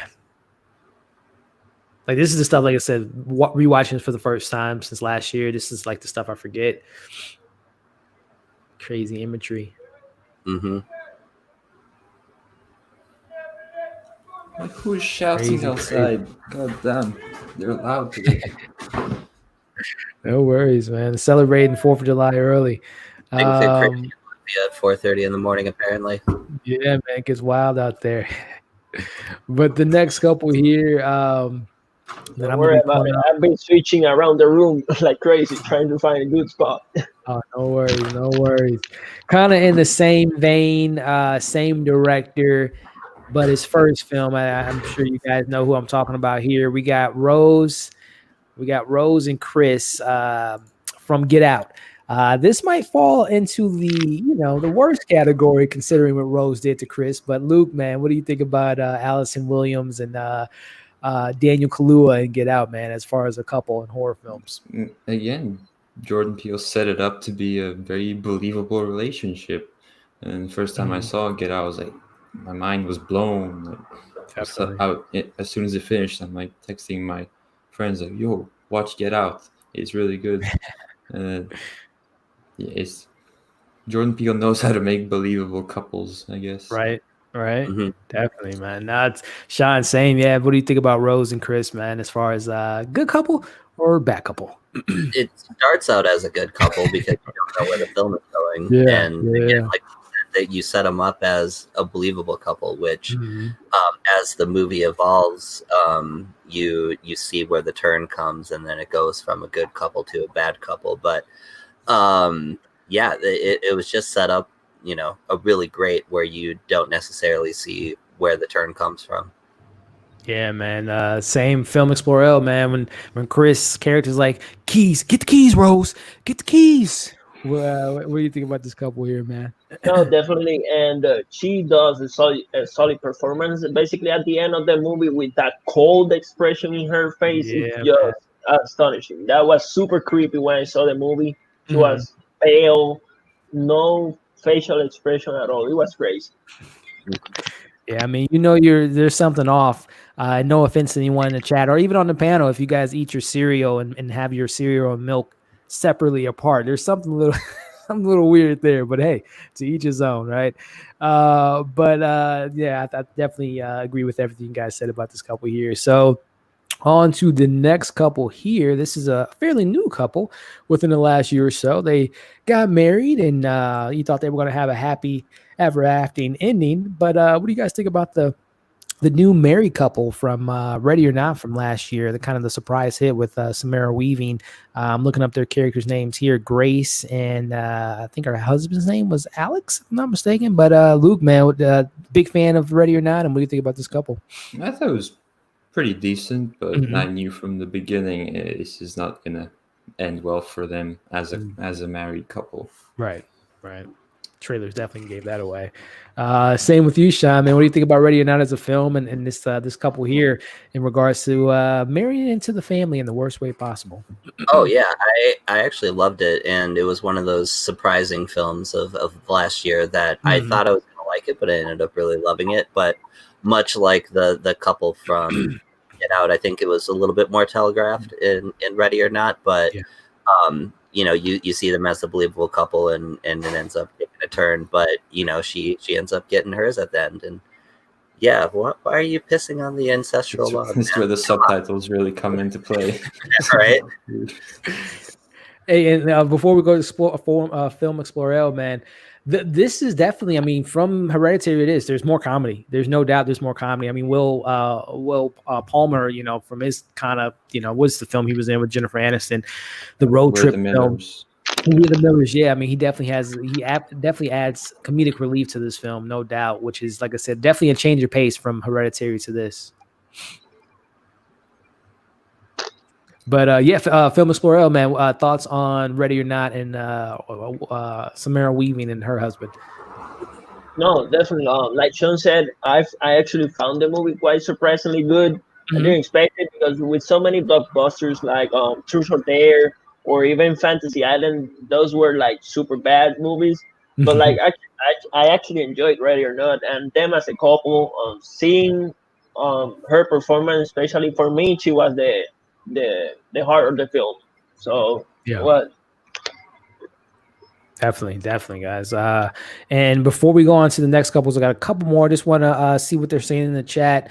It would be nice if Hollywood would recognize just how awesome female actors have been in the horror. Yeah, like I said, this film, Florence Pugh, Lupita Nyong'o. We just talked about, Samara Weaving, Emily Blunt, who else? Elizabeth Moss. I mean, I don't know if there's any other. Can you guys think of any other female actors in the last decade that you guys can think of that comes to mind for horror films? Sorry, Luke. Anyone comes off top? Vera Farmiga in the Conjuring films. Yep, brought her up. Yep, Um, she's fantastic for sure. yeah, she comes to mind. Anyone you can think of? Film Explorer? Any I female actually did actors? a fan cast on her. She's forgot her name. Let me look for it quick. She's the Yeah. the villain in Doctor Sleep. Oh, Rebecca Rebecca Ferguson. Ferguson. Rebecca Yeah, Ferguson, man. that's the name. And she definitely nailed She that killed role, and she's us. been getting so many roles lately. So I believe she could definitely fit in that horror genre. She is fantastic, man. I did not. I wasn't a big fan of the girl on a train, but her as an actress, obviously with Tom Cruise and Mission Impossible, and obviously like you did mention with Doctor Sleep, Rebecca Ferguson is fantastic, and she's such a great actress. But yeah, Sean, is there any other female actresses that you can think of this last decade, man, that's just been killing Well, it? it's recent, but Samara Weaving, I Yeah, think, you know, yeah, between Ready or Not, and she did a film a few years ago, The Babysitter. That was a really good, funny kind of horror slasher yeah, that kind of much like Ready or Not was surprising to me as well. So yeah. she's another great up and coming actress. So I think, you know, like Florence Pugh is someone I want to see it where she takes off next. No doubt. Yeah, Babysitters was definitely a surprise for me. And McG, we're supposed to get a sequel. I don't know when it's coming out. I don't know what the sequel's supposed to be about, but they've already shot it. So it's probably by the end of the year, we'll get a sequel on Netflix for Babysitters. But I love Samara Weaving. What do we have here? Mid-levels. The only genre that has treated women as equal or better than men, the males. Yeah. I would definitely say that. You know, I mean, there's a whole final girl thing with horror films. You know, we root for the females to be the last ones to kick the bad, you know, the villain's ass or kill them or get the revenge stories. You know, that's definitely a genre that, you know, shows the badassness of a lot of female heroines that we've gotten over the years, whether it be Aliens, you know, whether it be a Linda Hamilton and Terminator. You know, there's just so many great, phenomenal actors in Hollywood that just do a great job in the genre. So definitely agree with you there, mid-level media, and hopefully, you know, superhero genre with Wonder Woman and, you know, Black Widow we talked about earlier, Captain Marvel, and so on and so forth. So yeah, I love you know, Hollywood's finally giving the women their due in regards to being awesome characters. So definitely, really quick. It's like Ari Aster too. Like, he's amazing at writing really great female characters. Yeah. Like between Hereditary and Midsommar, like he's shown that he can not only build a really good horror film, but like know how to write for strong female characters. Yeah, couldn't agree with you more, man. I agree with this film was a romance horror, but it's most definitely travel horror. Note to self: never take travel recommendations from. Yeah, for sure. Definitely put that in my phone or in a memory bank to not take that advice for sure. So let's see who we have here next on the list. I guess this is a good little segue. We just got done talking about Ready or Not, and if I'm not mistaken, these guys were announced to direct the next Scream movie. But speaking of Scream, we got Billy and we got Cindy, one of the more iconic final girls of any horror slasher film. You know, Luke, what's your favorite scary movie? What do you think about this this couple from Scream, my friend, Wes Craven's classic? I have not seen any Scream movies, so you can just skip past. Oh, this my one. friend, definitely something I recommend. It's I gotta watch Dark first. You recommend? Oh, so Dark. much Dark. stuff. Oh, don't even get, dude. If you, I don't want to go on a. Dark is my favorite of anything of all time. I love that show, man. But definitely recommend checking out Wes Craven's Screams series, but definitely before we get to sequel, I think it's been announced next year. Sequel, yeah. Yeah, the fifth one's coming out with the directors of Get Out, and Dewey's coming back, and we'll see if Cindy comes back. But I'm really looking forward to it. I actually like. You know, I like Scream 3, Scream, 4, and excited to see what they do with this next one. But Sean, yeah, what do you think about Billy and Cindy, man, as far as couples go? Yeah, I think I'm probably the old man of the crew, so I remember seeing this actually when I was a kid. Mm-hmm. But as a couple, like, this is probably the worst of the bunch here that we've had so far. Like, he's definitely the sleazeball, boyfriend, and in the film we see. In a lot of typical horror films where you have the final girl, you also have the boyfriend that has ulterior motives, and he's definitely one of them in the more modern genre. Definitely, and I love how you tiptoed around the spoilers, keeping it fresh for Luke, not giving too much away. I do know what happens though, because I've seen the memes and clips. There's a YouTube channel, Dead Meat. If you yes. know. Yeah, I've seen those videos on it. Gotcha, man. Yeah, Film Explorer, man. Have you seen the Scream movies, especially the first one with Sydney and Billy here? I'm just the same as Luke. I have not. I only started seeing the fourth one, but I never finished it, so I honestly cannot say much about the conversation. No worries, man. Well, definitely recommend Scream. if you guys get a chance, Wes Craven's one of his classic films of his filmography. You know, R.I.P. to one of the greatest to ever do it. And Wes Craven, and Scream is definitely one of my favorite. Growing up in the '90s, you know, definitely grew up with Scream. So I think we already mentioned him a couple times throughout the stream with Shining, the movie at least. But we got Jack and his wife here.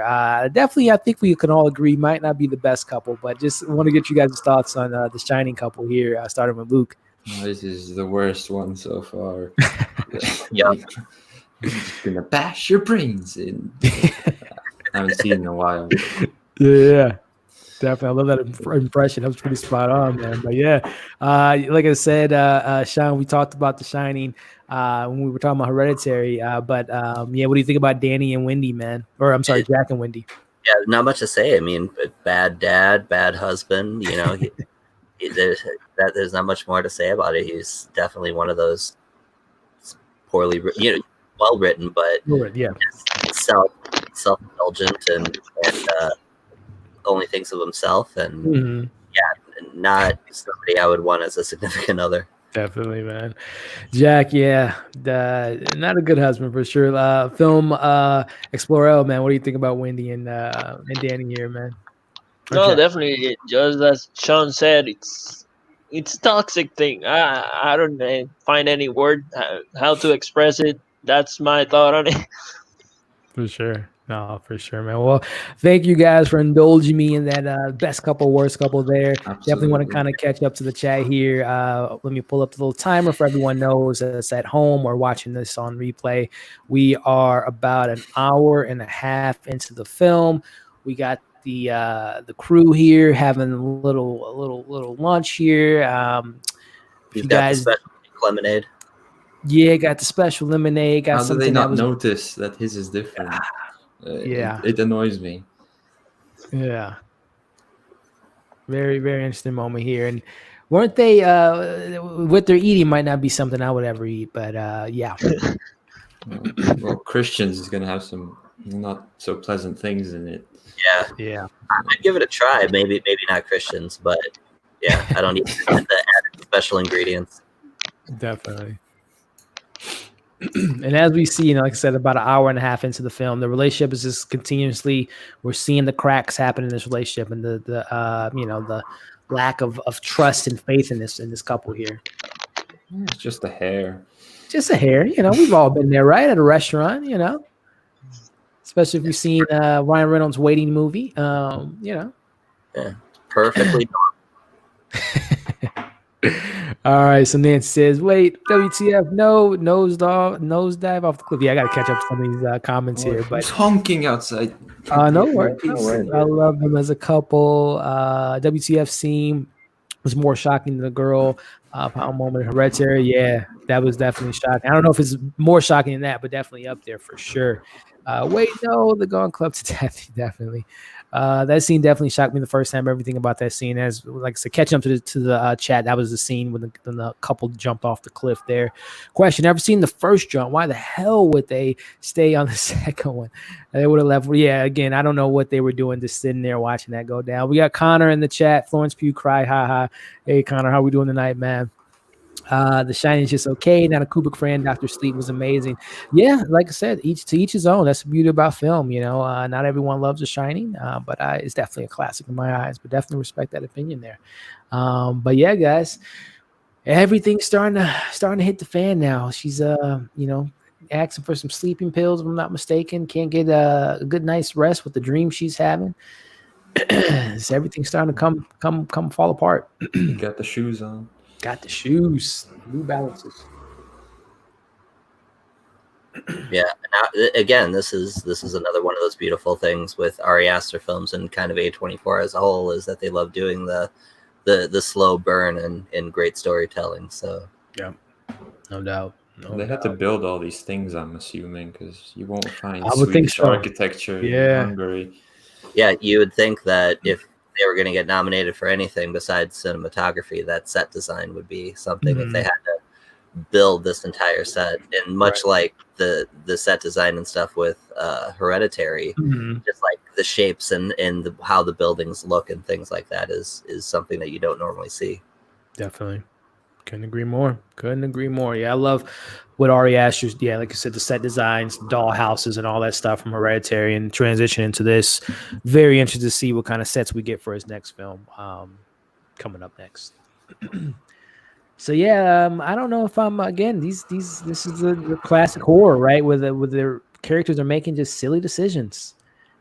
Gotta get trying to get some information for his paper. Just like not the best way to go about it, my friend. Yeah, especially when they say no and you just decide to go and do it anyway. You're why you shouldn't be surprised about what may or may not happen, but yeah, he wants that A+. Yeah, real bad. Especially when he's trying to get all the pictures with the paint by numbers on the pages. Yeah. Yeah, that I after a first watch, I didn't really notice like what exactly was happening here, but yeah, much like Hereditary too, Ari Aster's not afraid to show male nudity. Yeah. Jeez. This is talking about Ari Aster. When I mentioned, I just look it up. I have my doubts, but it's the same person. His name is Pawel Pogorzelski, something like that. I apologize if I say his name wrong. He's the cinematographer for Ari Aster in both films, in Hereditary and Midsommar. So he does a really nice job creating that Ari Aster vision and bringing it to life. Jeez.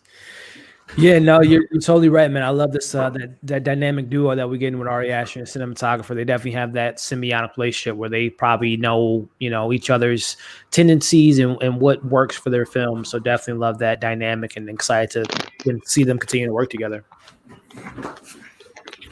And this just makes me want to, I'm a big TV guy. We brought up Mike Flanagan earlier with The Haunting on Hill House. I would love to see an Ari Aster kind of like mini series and see what he can do with a 6-hour, 7-hour mini series on an HBO or whatever platform gives him the ability to tell whatever story. I mean, hell, maybe that's where, if he was serious about that, comedy horror film, a 4-hour cut. I don't know if that would actually make it to a theater, but hey, man, if Apple TV or like I say HBO Max maybe gives him that opportunity to tell his full story, I would totally be down for a 2-part mini series or whatever the case may be. Because I think Ari Aster, man, you give him a big enough budget and let him tell his story, it'll be a fascinating journey.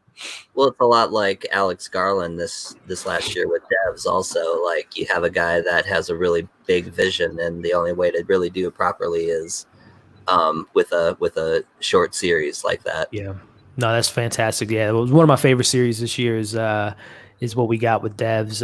But again, going back to TV shows, Dark. If you guys haven't already, definitely recommend Dark. Phenomenal series on Netflix. One of the best sci-fi stories I've ever seen, if not the best. But yeah, definitely. Like I said, I'm loving what's coming of Hollywood, right? Because there was the days where if you found yourself on television back in the golden age, that was the end of your career. But now it's like all these talented actors and directors want to be on television to tell their story, and maybe have a bigger audience see their story with the dominance of streaming platforms so far. So, like I said, I'm excited to see what other directors land on streaming platforms and in the future, and like I said, working in TV or anthology series or what have you.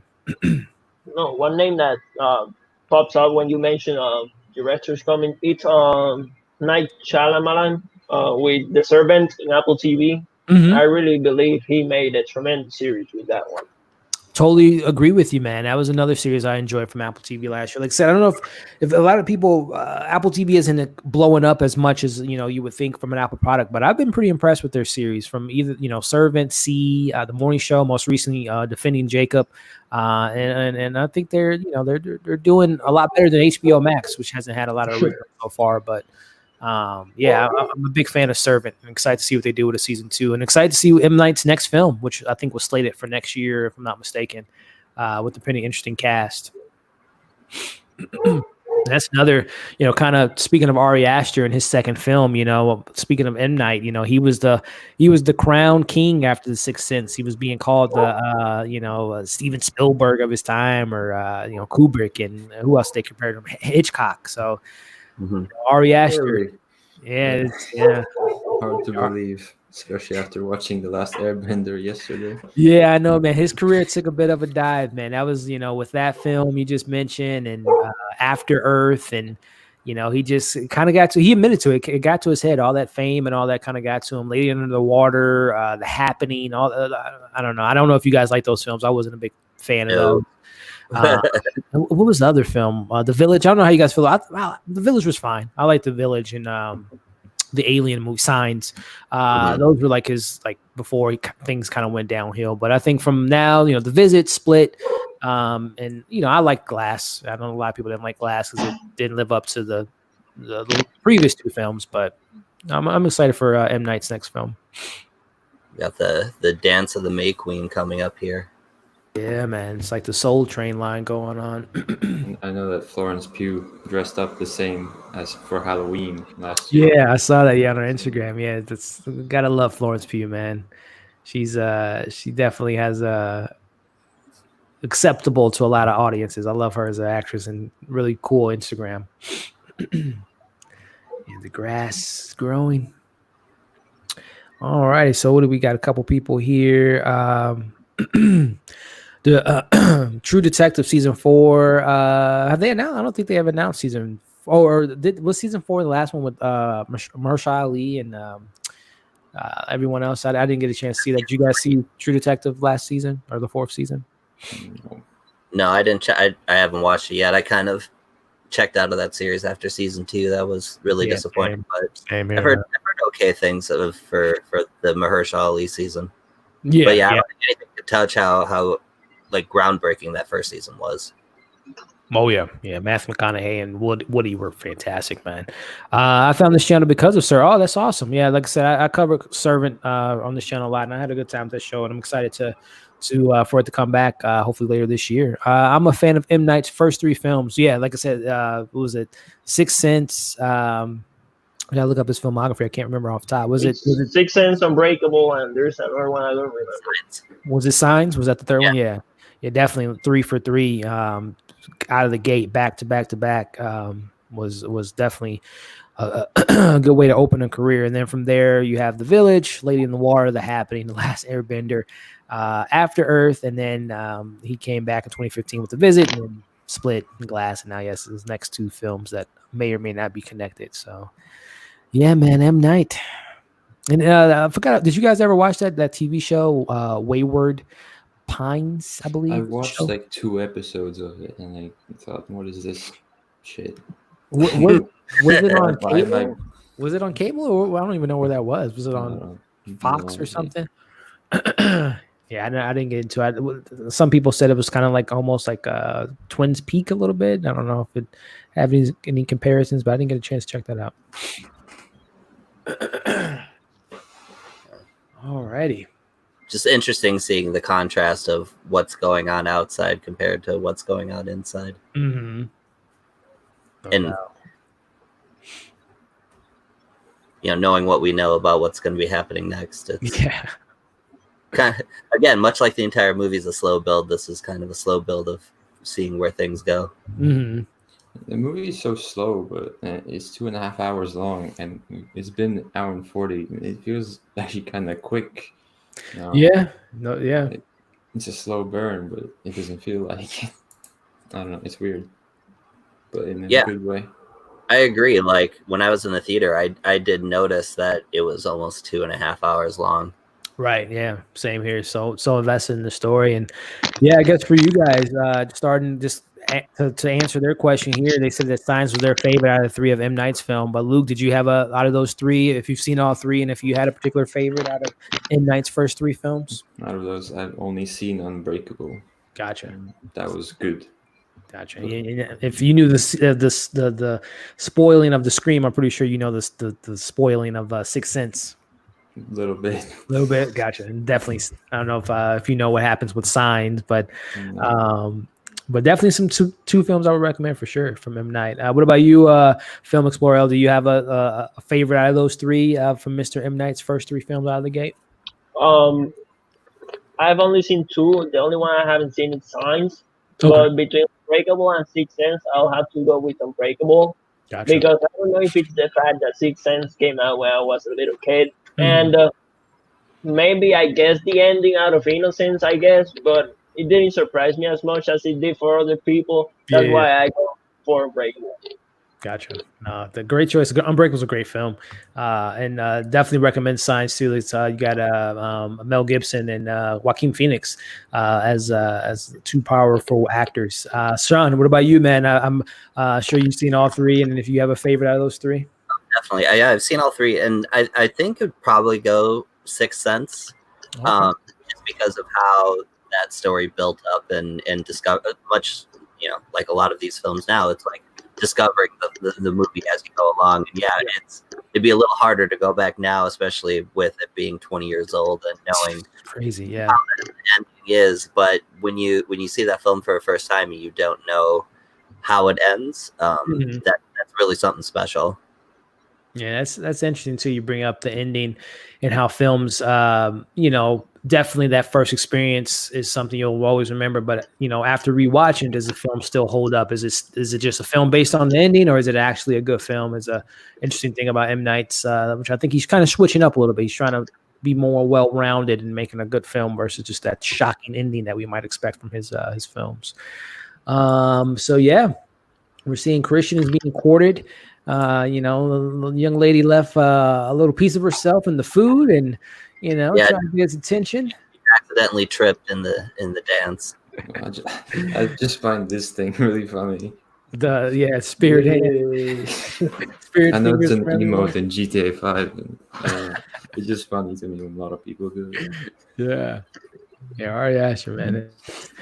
I wonder if this is, this research, if he took this from any particular cults or any particular behavioral characteristics from people, or if this is just something that he just came off top and just, again, the breathing, how they breathe and how they interact with one another. If it was just all from his script and just characteristics of these characters. He's such an interesting director and writer. Well, I know that a film that comes to mind is The Wicker Man. It's kind of same vibes of cult status and things like that. Mm-hmm. Sixth Sense, my favorite movie theater experience because of that ending. Yeah, that ending is pretty crazy. All righty. So we, again, for those that are at home that are enjoying this, watch along with me. Again, guys, like I said up top, we got Luke, we got Film Explorer, we got Sean from Moviebirb. They're all their social medias are in the description, so definitely show them some support, subscribe, follow them all. They got some great content. And also for those that are at home that is, just tuning in or wondering where we are at in the film, we are right at that hour and 45-minute mark where things are starting to really shake up. People are getting uncomfortable. People are drinking grass. People are eating, nasty food and dancing. I mean, this is starting to pick up now. We're starting to get to that climax. So for those at home, we're about an hour 45 into the film. So with that, it's an interesting point. Someone had brought up, most disturbing part of this movie, which we're about 20 25 minutes out from, but it just kind of, I was always just curious. I always just want to know from when I have these horror panels, like, what is it exactly, starting with Luke, man, when it comes to horror films, man, what are some most disturbing films to you, man, that you could think of, that just always you think of this, think of a scene, you think of, you go outside and you see a something and it reminds you of a movie, man? Is there any disturbing films you can think of besides this one, or maybe Hereditary? I try to avoid disturbing movies as much as I can. Yeah. I don't think I'll ever watch a Saw movie in my life.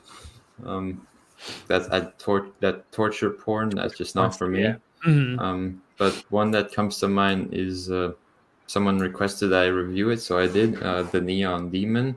Like the ending of that film is, I don't even remember much of it, but I know I didn't like it. It's been on my watch list for a while, but yeah. Take it off the watch list. Take it off the watch list. Take it off the watch list. The cinematography is pretty great, but it's not worth it. Is that Elle Fanning, right? Elle Yeah. Fanning from that film? Yeah. You said keep taking it off the list. What about you, Film Explorer, man? Is there like a film that just really gets to you, man, in regards to just disturbance? Like you were really disturbed by a film? I don't know if you guys have seen it. Probably you all have. It's a pretty old movie. It's called Hostel. It has like 2 parts or 3. But that film, I remember seeing it years back, and it was pretty creepy, especially for a 7, 8 year old kid watching that type of movie. So Definitely, yeah. because I remember seeing Saw, but Yeah. Saw is kind of interesting. Hostel was like another thing. It was super creepy, and Yeah. that movie always stuck with me. Yeah, man. I'll say the first Saw for Luke. The first Saw isn't as grotesque as the sequels, but Hostel definitely is. Eli Roth, that's like his genre, which I was surprised to see him do that kids movie last year with Jack Black and Kate Blanchett. I can't think of the name of the film, so it was interesting to see him direct that. He's directing the new video game movie, Borderlands. So, but no, Hostel is definitely, when I think of torture porn, that's the movie I think of. Like, I thought that was like one of the films that defined that genre. And I think of the guy when he's sitting in the chair and they cut his Achilles. That film is just gross. Yeah. No, like I said, like we were talking before, films have gotten regulated. We don't see films like that no more, except for films like. Definitely, man. Hostel's a good call, man. Definitely disturbing for sure, and the sequels too are very just as disturbing. There's her dad right there, right? Dad and her mom. Yep. Well, damn. I didn't even realize that. But Sean, yeah, man. What disturbing films that come to mind, my friend? What's something that disturbs the heck out of you? I'm more like a disturbed by things that are kind of grounded in reality. So, not necessarily like this could happen to somebody, but a film that came out last year that comes to mind right away is Climax. I don't know if you guys. I haven't seen it yet.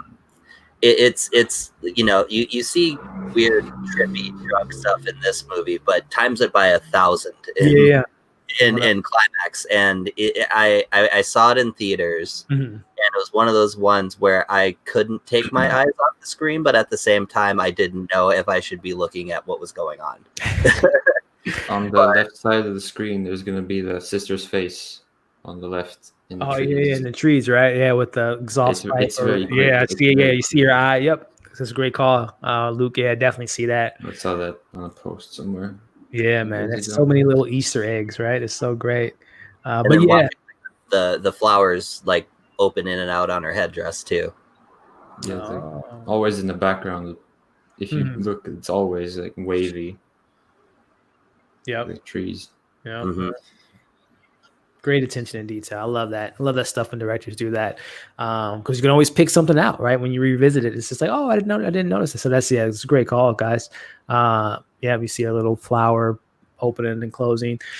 But yeah, Sean, that movie, man, has been on my watch list for a while. Sophia Boutelle, I'm a big fan of hers, and I heard, it's a very trippy film and very, very out there, which I'm all about. So I definitely got to check that out. But the film for me, as far as disturbing, I did not like this film at all. I just think the film is terrible. Not even just the subject. I just think it's just a bad, poorly made film. But Terrifier, I know there's a huge following for the Terrifier, and no disrespect for those that love that film, but that film is just not for me at all. I don't know if you guys saw the Terrifier. I can't even remember the character. What's his name, Sean? Arthur the Clown. Yeah, you know what I'm talking about, John. That film is very, very, very disturbing in many ways. It's the kind of violence that you don't see in movies anymore, and you probably shouldn't. Yeah, it's a movie where there are particular scenes that people talk about, and there's one that definitely springs to mind that you bring up that movie, and you're like, oh, it's a movie with that one scene. Yep. And definitely, Luke, do not recommend that to you, my friend. That is a very disturbing film in a lot of ways. Have you seen it, Film Explorer, Terrifier?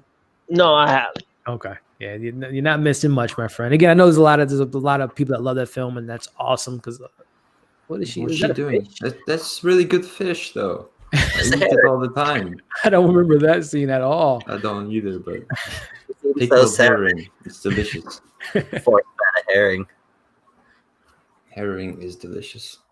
But clap. Just this, yeah. Super clap. Yeah. Super clap. It's so sad. Yeah, right. Superman for sure. It is like, what would you do that? You clap in the face.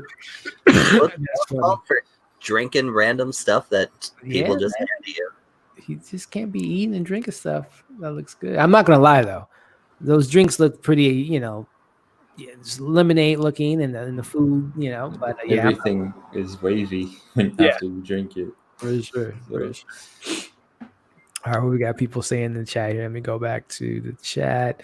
Where we at? Foreshadowing. Where Human am I? Centipede. The particular exorcist scene where she's using the crucifix is very, very disturbing. Yeah, messed up in the brain. Yeah, I saw that when I was young, and that yeah. Woo! Exorcist is a great one. Dan L, what's going on, Dan? Glad you can make it out tonight, my friend. Welcome, welcome. Dan has to say here, most disturbing film I've seen probably is Sinister. One, don't watch many horror films, but I love Sinister. Yeah, Sinister's a good one. That's is Sinister, is that Scott Derrickson, if I'm not mistaken? Was that his first one of his bigger films? I have to look it up. But yeah, the first Sinister with Ethan Hawke, I enjoyed. I hated the sequel. Hated the sequel. But the first one was really good. I love the lore and the mythology of that. I can't think of that character's name that was the villain in the film. Yeah, 2012, Scott Derrickson. Yeah, that was his film with Ethan Hawke. Very disturbing film. Did you guys get a chance to see Sinister? Mhm. I can't think of that character's name for whatever reason. Mr. Boogie. Okay, thank you, Film Explorer. Yeah, that was a really good film. Like I said, no disrespect for those who like the sequel. I didn't like the sequel at all. I think the cop in that sequel was the kid and the guy in It, Eddie, the adult version of Eddie in It. But yeah, Sinister's a good one. That was a disturbing film with people killing themselves and all that stuff. But very good call, Dan. What else do we have here? Oh, this is a good one, Dan. Human Centipede. Don't we talk about the Human Centipede? Is how can I forget about? Well, I know why I forget about it because I didn't like that film. I saw the first. I think there's two of them, right? If I'm not mistaken. I think there's three. Yeah, there's I don't think I saw the third one, but I saw the first two. And yes, just like the Terrifier, that's just grotesque, just like shock, just to be shocked. The movies aren't good to me, but what do you guys think about the Human Centipede? Starting with Luke. I've heard enough to not have to watch it. Pass, yeah, you're doing you make Pass. good choices, Luke. You make a lot of good choices, man. I'm still young. Well, keep away from those. Well, I won't say keep away from them. You might find something in there. I don't know. I just don't like those films. What about you, Film Explorer? Did you get a chance to see the Human Centipede, man? I only saw the first one, and like I saw Hostel, and those were my two most for the most what's the word, disturbing films I ever. But I went with Hostel on that one. Yeah, definitely.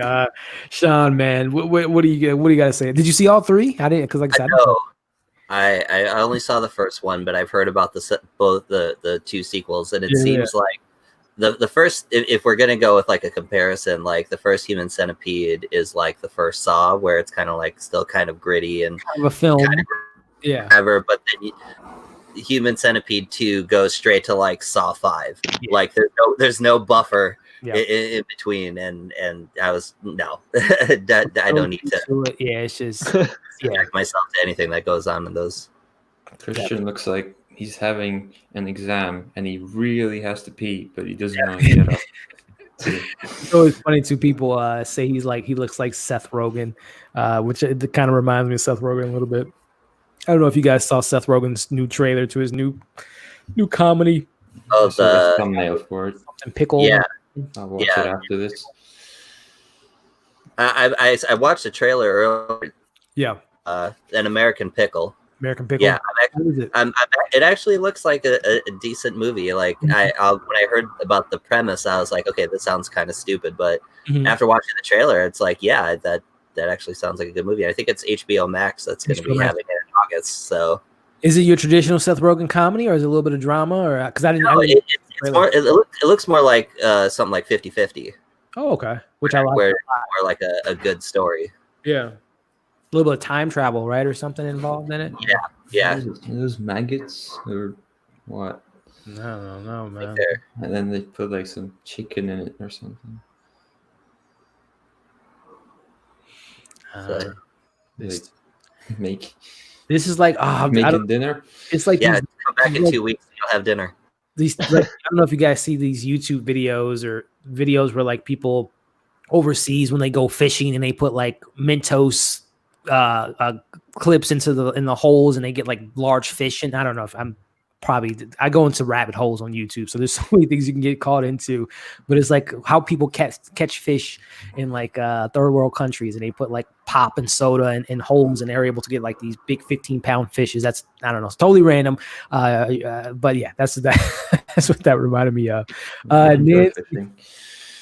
Thank you so much for the donation, Nancy. Again, guys, no, don't have to donate, but if you guys want to, it goes all towards the channel in regards to streamlabs.com/moviefiles, or as Nancy did, we got super chat. So thank you so much for the donation. Means a lot. Really appreciate it. Again, I do this for you guys in regards to trailer reaction, movie reviews, TV reviews, watch along. So thank you so much, Nancy, for supporting the channel, and I can't thank you enough for that. Thank you. I think she's heading out for the night. Great time, guys. I'm out. Appreciate it, Nancy. Hope you can make it to the next one. I always love when you stop by. And again, thank you for that donation. She's Dan, the best part. I know she's missing the best part.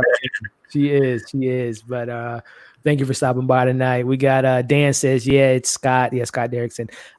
Dan, Human Centipede is so bad. Yeah, man. I couldn't agree with you more, Dan. I'm not a fan of that film. Saw it once, don't need to see it again. Same with the second one. I think I just saw the second one just because I'm a weird dude like that, where it's like if there's sequels to films, I'm just like, hey, I saw the first one, let me just see what the second one's about. But yeah, that's how that came about. I didn't see the third. I didn't even know there was a third one. To be honest, I thought they were working on it for the longest and never got it out. But apparently there is a third one, and I will not be seeing that film. So my jaw in the cinema is like completely dropped when this scene started. Like, yeah, you and me both. You and me and everyone in the theater, man. Yeah, this is just like, okay, we're going here. Okay, all right. Yeah, you go from erotic drama to borderline comedy. Yeah, like in the span of this entire scene here. Oh man, Ari Aster, man. It's just like I love the guy, man. It's just the you just wonder just how he's probably the sweetest guy in the world. I've heard a couple podcast interviews with him, but it's just like I always wonder directors like him and just people that gets Jennifer Kent's of the world with a Bobadook or the Nightingale, like mindset, like how do they where are they at mentally when they're writing these scenes and how they come up with this stuff. It's probably the most disturbing to best shot, like a ratio thing. For sure, man. This is so for those at home, I hope there's no kids watching. That is for sure. Or if there is. Yeah, this is I guess, they have this as sex education at in schools, so I guess this is a good way to show the human form. Much like Hereditary at the end of the movie is where we get all of our excessive nudity, and so yeah. I gotta rewatch Hereditary. Maybe I underrated it. Yeah, no, it was good. We did a watch on a couple weeks ago, and it still held up for me. And especially watching it with the people that we had on that night, including Sean, really brought up some good points, some things I missed out on the first time. So, but it's funny. I was reading an article a couple weeks ago, and you guys probably read the same article regarding after COVID-19, when it comes to scenes like this and human contact, there's going to be a change in the industry regarding sex scenes. A lot of them are going to be apparently VFX and CGI in these scenes because of COVID-19, which will be really interesting to see if we can tell the visual effects in these moments. But yeah, this is definitely not a scene you want to watch with your parents or grandparents or definitely some moments going on the screen now. Yeah, it'll be interesting to see what films look like when it comes to romance and human contact. Like I was even hearing like about how even if it's like a touch on the shoulder or anything like that, they're gonna have to rework things like that. But and not just films too, like television. Like you have a lot of really big ensemble shows that might have to scale back how they produce and things like that. I think I watched a video where they brought up the Marvelous Miss Maisel. Mm-hmm. And how they usually have like hundreds of extras on that show, and now they might have to scale back because of COVID. It's going to be crazy, man. It's interesting to see if we're going to even notice that stuff. Is it going to be pretty apparent? Is it going to be kind of just business as usual. But yeah, it'll be really interesting post COVID-19 how these films and TV productions are going to be set. Jack Raynor's doing a really good job of facial expressions. Yeah, no Saying, what? Well, what's again? You guys are a lot smarter than me. What's the symbolism of the deformed character that we have that we just saw on screen? Is there a metaphor to that, Luke? What do you think about the deformed character? I don't know. I think I just saw that on every thumbnail for the trailers. Other than that, I don't know. I really don't know. Any insight, man? Any deep analysis on that disformed character? Any significance to the story? A metaphor of any sorts? Not really. Yeah, I can't think. I haven't. Maybe I have to do some more YouTube explain videos. Any thoughts, Sean, on that deformed character? I mean, I know that they brought up earlier about how they keep with an incestuous line and how they don't. That doesn't really bother them when it comes to their higher, whatever I don't remember what they called their higher power in this organization. But no, much more than that, I got nothing. Yeah, I'm just Googling that. Let's see. Movies. I don't even think. What do you Google? I literally, so I typed deformed character in Midsommar. That's literally what I typed. And there's like a bunch of theory videos, and disabled children are so one of the articles back in 2019, disabled children are not scary, so please stop using able-bodied actors to portray them. I'm gonna be there for hours watching theory videos.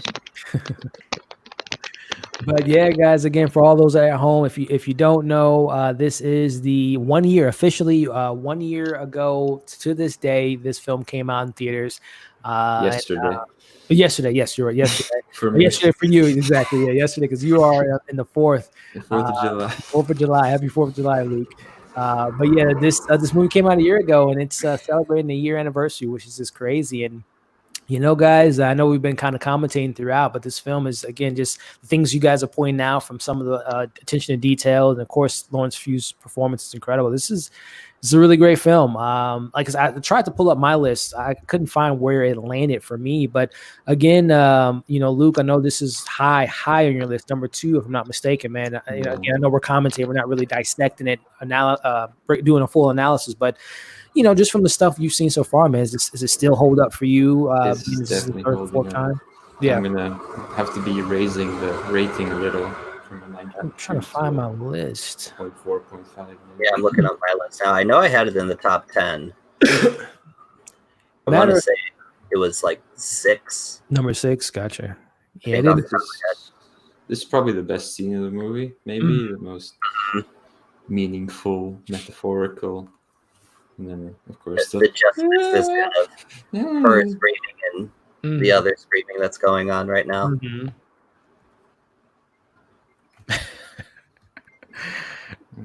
I'll rewatch it. It's quite funny. 8. Number 8, gotcha. Yes, number 8 for you. Did you have it on your top 10 last year, Film Explorer, or was it in your honorable mentions? On the top 10 is on the honorable mentions. These films specifically, I really believe, like last year. Wait, are we talking a horror film? I was watching are we talking horror films or top 10 overall? Top 10 overall, yeah. Did this make its way on your list at all, man? Or maybe like no, last year it doesn't. It makes the honorable mentions. Honorable mention, yeah. Same with me. Yeah, the only horror film that actually made my list last year. It's pulling it up now with actually Christian's getting some assistance. This is where it takes the turn here. I forgot, like I said, it's just the stuff I just forgot about with this movie, man. This is a great party movie. Hey guys, let's watch Midsommar. Watch Midsommar. Yeah. Yeah, the only film that I see on my list from last year was Lighthouse, made my top 10. Everything else was either a drama or the Joker and Endgame. So, but yeah, this was on my honorable mentions, Midsommar. But I don't know. Even after rewatching, I don't know if it can make my top 10 even after rewatching, because there's actually some films I didn't see last year that would have made it, such as Waves and Loose and things like that, and Manos, The Art of Self-Defense were some that I didn't see last year that I finally saw this year. But You know, this Run, is Christian, run. run. Yeah, right. Run away. There's nowhere to run. Nowhere to hide, nowhere to run. Run into the wilderness. Yeah, something, man. You gotta keep going. You're stopping too much. Just run. Running naked, like being naked in public, that's like my worst fear, I think. Oh yeah, yeah. I've had dreams about that, and I've woken up like, oh my God. And there he And goes. I don't know if that's gonna grow. I don't think so. I don't think so. Yeah, it's now starting to hit the fan for Mr. Christian boy. You don't want to go in there. I guess this is a horror trope. You know, it's just like, come on, out of all the places, you got to go into a shed. I think we all know that. You don't go in any sheds in a horror film. You just you keep moving. But again, much like the cliff scene earlier, when this scene came up and this is what we saw, I wasn't expecting this at all either. Yeah, look at those visuals, man, are haunting. I mean, best cinematography of the year, in my opinion. Yeah, it's beautiful. It is beautiful. It's quite disturbing, but it's beautiful. well Yeah, I would say beautifully disturbing, all the adjectives you could think of. But it's art, you know, and Ari Aster, man. Like I said, the guy. So is he alive? That's what it looks like it. I hear like he might be alive. He might be dead. I don't know, but if he's alive somehow, poor guy. All right. Jeez. But yeah, I'd agree with Luke. Like between either this or The Lighthouse was probably my tops for cinematography from last year. Mm. No doubt. At least it didn't clap in his face. Yeah. Give him some cocoa powder. Oh man. And I like this too. Like he closes his eyes one at a time. Mm-hmm. Just little details. How kind of him. We got Rachel in the chat. Hey, how we doing, Rachel? Hey, that's my wife. Oh, hey, Rachel, what's going on? Glad you're able to join us tonight. Is Rachel a fan of Ari Aster, Sean? Is she a fan? No. No. No, this is a film I saw by myself. Gotcha. And she'll probably never see. That's funny. Well, I'm glad she was able to make it out and show some support. Thank you. I don't blame her for not wanting to. Oh, hold on, Nancy. She's back. She said, spoke to soon. What the hell is going on here? So Nancy, I told you got to stick it out. This is a first time watch for her. She is back. Yeah, it's just, and there's some more stuff coming. This is just the tip of the iceberg. This scene is a little too long and creepy. Definitely creepy. For disturbing TV shows, The Act is definitely up there. Knowing that it's all true really makes it creepy. Most disturbing show, The Act. What is that? Is that the daughter and the mom and daughter thing show on Hulu? I don't know. The Act. You guys heard of The Act? No, not familiar with that one. I looked that up, but I think that's the one with the mom was pretending their daughter was sick or something. It's It's Patricia Arquette and Jamie King. Yeah, I think she was like her daughter was pretending to be sick, and she like made her think she was sick and put her in a wheelchair, and she was. That's a really sad story. Like the real story is super bad. Yeah. I didn't get a chance to see that, but I heard great things about it. I think Patricia Arquette got nominated for an Emmy for the role, so now I gotta check that out. But yeah, that is pretty messed up stuff there. Knowing what she did in real life, it's devastating to know what people are capable of. Yeah, man, humanity can be beautiful and dark at the same time. Yeah, the Jamie King one, if you haven't seen it, I highly recommend. Yeah, Dan, appreciate the suggestion. This has been on my watch list for a while on Hulu. Definitely got to check it out sooner rather than later. But yeah, now guys, we are, for those again that are at home on the replay, where are we at in the film? We are approximately Got seagulls in the background, like the lighthouse there. What do we got here? 2 hours and 11 minutes, 2 hours and 12 minutes to be exact. So we got less than 15 minutes left in the film, give or take, not including credits. So this is a game, like Luke's been saying this whole stream, guys. This is where, you just, the set design, the costume design, just the production value of this film is just, it's visually stunning. No doubt about it. The world's worst lottery. I was going to say, yeah, this is, I would not want to partake in this game at all.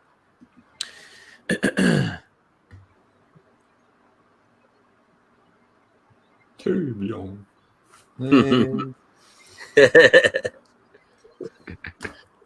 Best thing about this movie. Yeah. Gotta love it.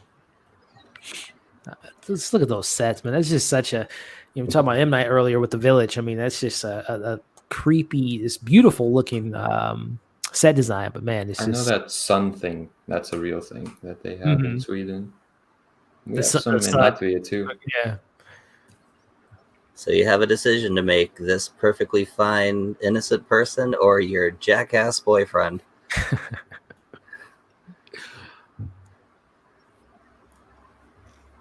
Florence right now is just. It's so, memes. It's so much acting without dialogue that that's what I love so much about this. It's just facials and expressions that are so great. Definitely, man.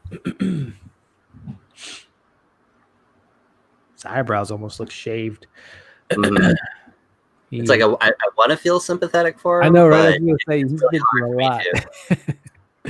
He has been through it, man. The icing on the cake is coming here. There we go. I just wonder, like, what it took, like, to get her into this costume. I'm pretty sure, behind the scenes or something of that. Yeah, it's something probably found online. Oh, that's the girl, Connie, I think.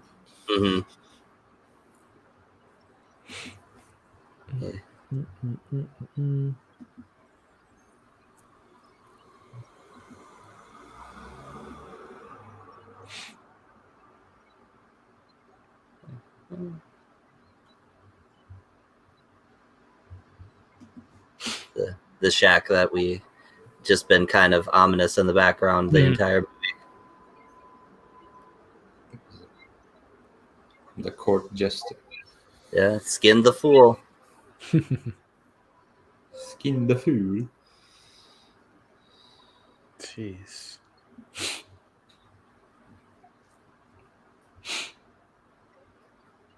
And when they bring the two guys in who volunteered, I wonder, because they tell him, like, oh yeah, you'll take the stuff and you won't feel pain.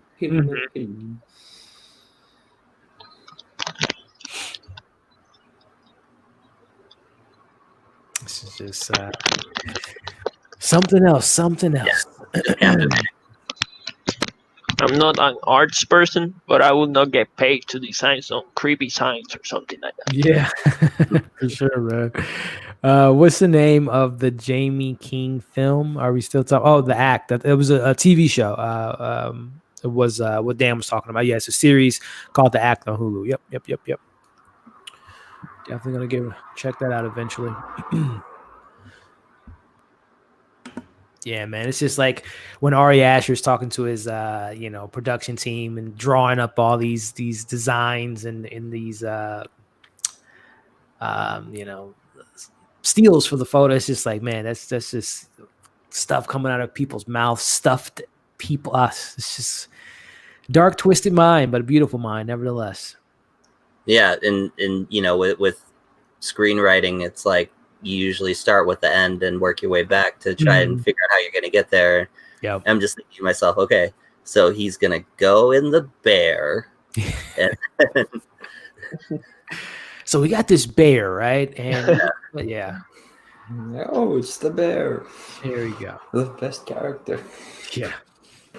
The mysterious bear. Yeah, this is I'm not a big completely random transition, but Sean with his whole animation thing, I'm just thinking of Pixar for some whatever reason, and Brave. I don't know why that just came up with the bear. Yeah. That's- Definitely two different juxtapositions of Yeah. bears and movies, but Then there's the Revenant, The bear of the year, which is the best bear. the best bear there is. hey, that bear got Leonardo DiCaprio's Oscar. So He did. Maybe Indeed. that's a competition I should do. Which is the best movie bear? Actually, that's not a bad idea. Yeah, there you go. I'm Look, actually write that down. gonna do that. Expect that soon. Maybe wait till we get the New Mutants, when you have the Demon Bear, who's a pretty interesting villain in the X-Men universe, or the New Mutants universe. Do any of you guys watch Doom Patrol by chance? Mm-mm. Okay, I'm gonna say most recently, Robot Man, played by Brendan Fraser, dressed up in a rat. So that's what this is kind of reminding me of. He skinned a rat and put it on himself. And very interesting show if you guys are DC fans out there. Is Doom Patrol. Very, very fun show. I watched an episode of Doom Patrol in Titans, which I thought, yes, why is there a whole advertisement for a different show? Oh yeah. I never got into Titan, but Doom Patrol is a really, really fun show. Really interesting characters. Well, that was the best episode of the season. Oh, Titans, yeah, no, definitely. I would imagine so, because there's some awesome characters in Doom Patrol. Definitely good show. Yeah, this is just again, just a year ago, just being in the theater, just thinking to myself, like, same way with Hereditary the year before that. It's just like, this escalated pretty quickly. Yeah. Yeah. Eyes, it's like, what's going on? Yeah. Why is there a torch? Chilling in a bear suit. Yeah, a lot like Hereditary last year. After the movie was over, I kind of sat there for a few minutes, just kind of processing everything I just watched. Mid-level media, judging by the signs, I'm guessing we're at the orgy part. Yeah, that was we were there. We it came and went, all pun intended there. But yeah, it was very, very interesting scene there, Mr. Dekin. Have you seen any of the new Snowpiercer TV show on Netflix? Currently watching it. It's episode 7. No, I haven't, Dan. Have you guys seen Snowpiercer on I know in the States it's not on Netflix. I believe it's on TNT or TBS, but I know internationally it's streamed on Netflix. Have you guys checked out Snowpiercer? And if it's I do weekly reviews first. on it. Oh, okay. Well, hey, I believe me and David have talked about it. I don't know if I tag you in each weekly episode. I believe it comes out every Sunday on TNT at 9 p.m. Mm-hmm. And I've been following up the series as a big fan of the movie, of the book, and Bong Joon-ho book visions of films. Mm-hmm. For me, the series has pulled out some stuff that the movie wasn't able to do, being restricted to the runtime. Mm-hmm. But apart from that, it's been like a roller coaster. You have some strong episodes, you have some slow episodes. I don't know what Dan has to say about it, but I have mixed feelings about it. Yeah, let us know, Dan, what you think about it. And I'm gonna have to. Is your reviews on your Instagram? You were saying Film Explorer? Yeah, that's right. Okay. Yeah, I'm gonna check them out, because I was very interested to see that come on cable television. But does it feel restricted at all? Is it maturity to it, or does it feel like a television show on a network? It's honestly, I believe it's rated TV 14. I think so. Okay. It's a normal TV show. TV. Okay, gotcha. Yeah, this is it, guys. The burning suit, or man, the bear and Florence Pugh right now is. There's a lot of symbolism and metaphors for Danny's character. For sure. One of the great horror characters, in my opinion. No doubt. Yeah, Florence. Someone had mentioned it earlier, even though she didn't get any nominations for this role, but she has a bright future ahead of her. I loved her. I thought she was my favorite character, obviously, not obviously, but in Little Women, with an incredible cast there. But I loved her arc in that film, from being a little kid to seeing her come into a woman in that movie. So I'm a big Florence Pugh fan, and her future is phenomenally bright. She's in that Olivia Wilde movie. That's Oh yeah, yeah, with, like Shia LaBeouf and someone else. yeah. She got casted, right? Was it? Yeah, yeah. And Olivia Wilde. She did. Olivia Wilde did Booksmart.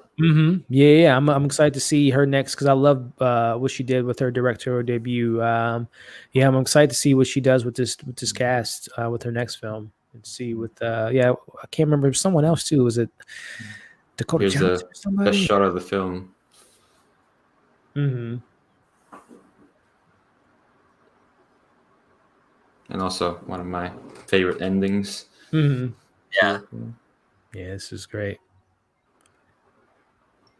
This is And so yeah, nice Swedish music. happy ending for everyone, especially Dan. Yeah. Anyone in a bear suit. Yeah, everyone. Yeah.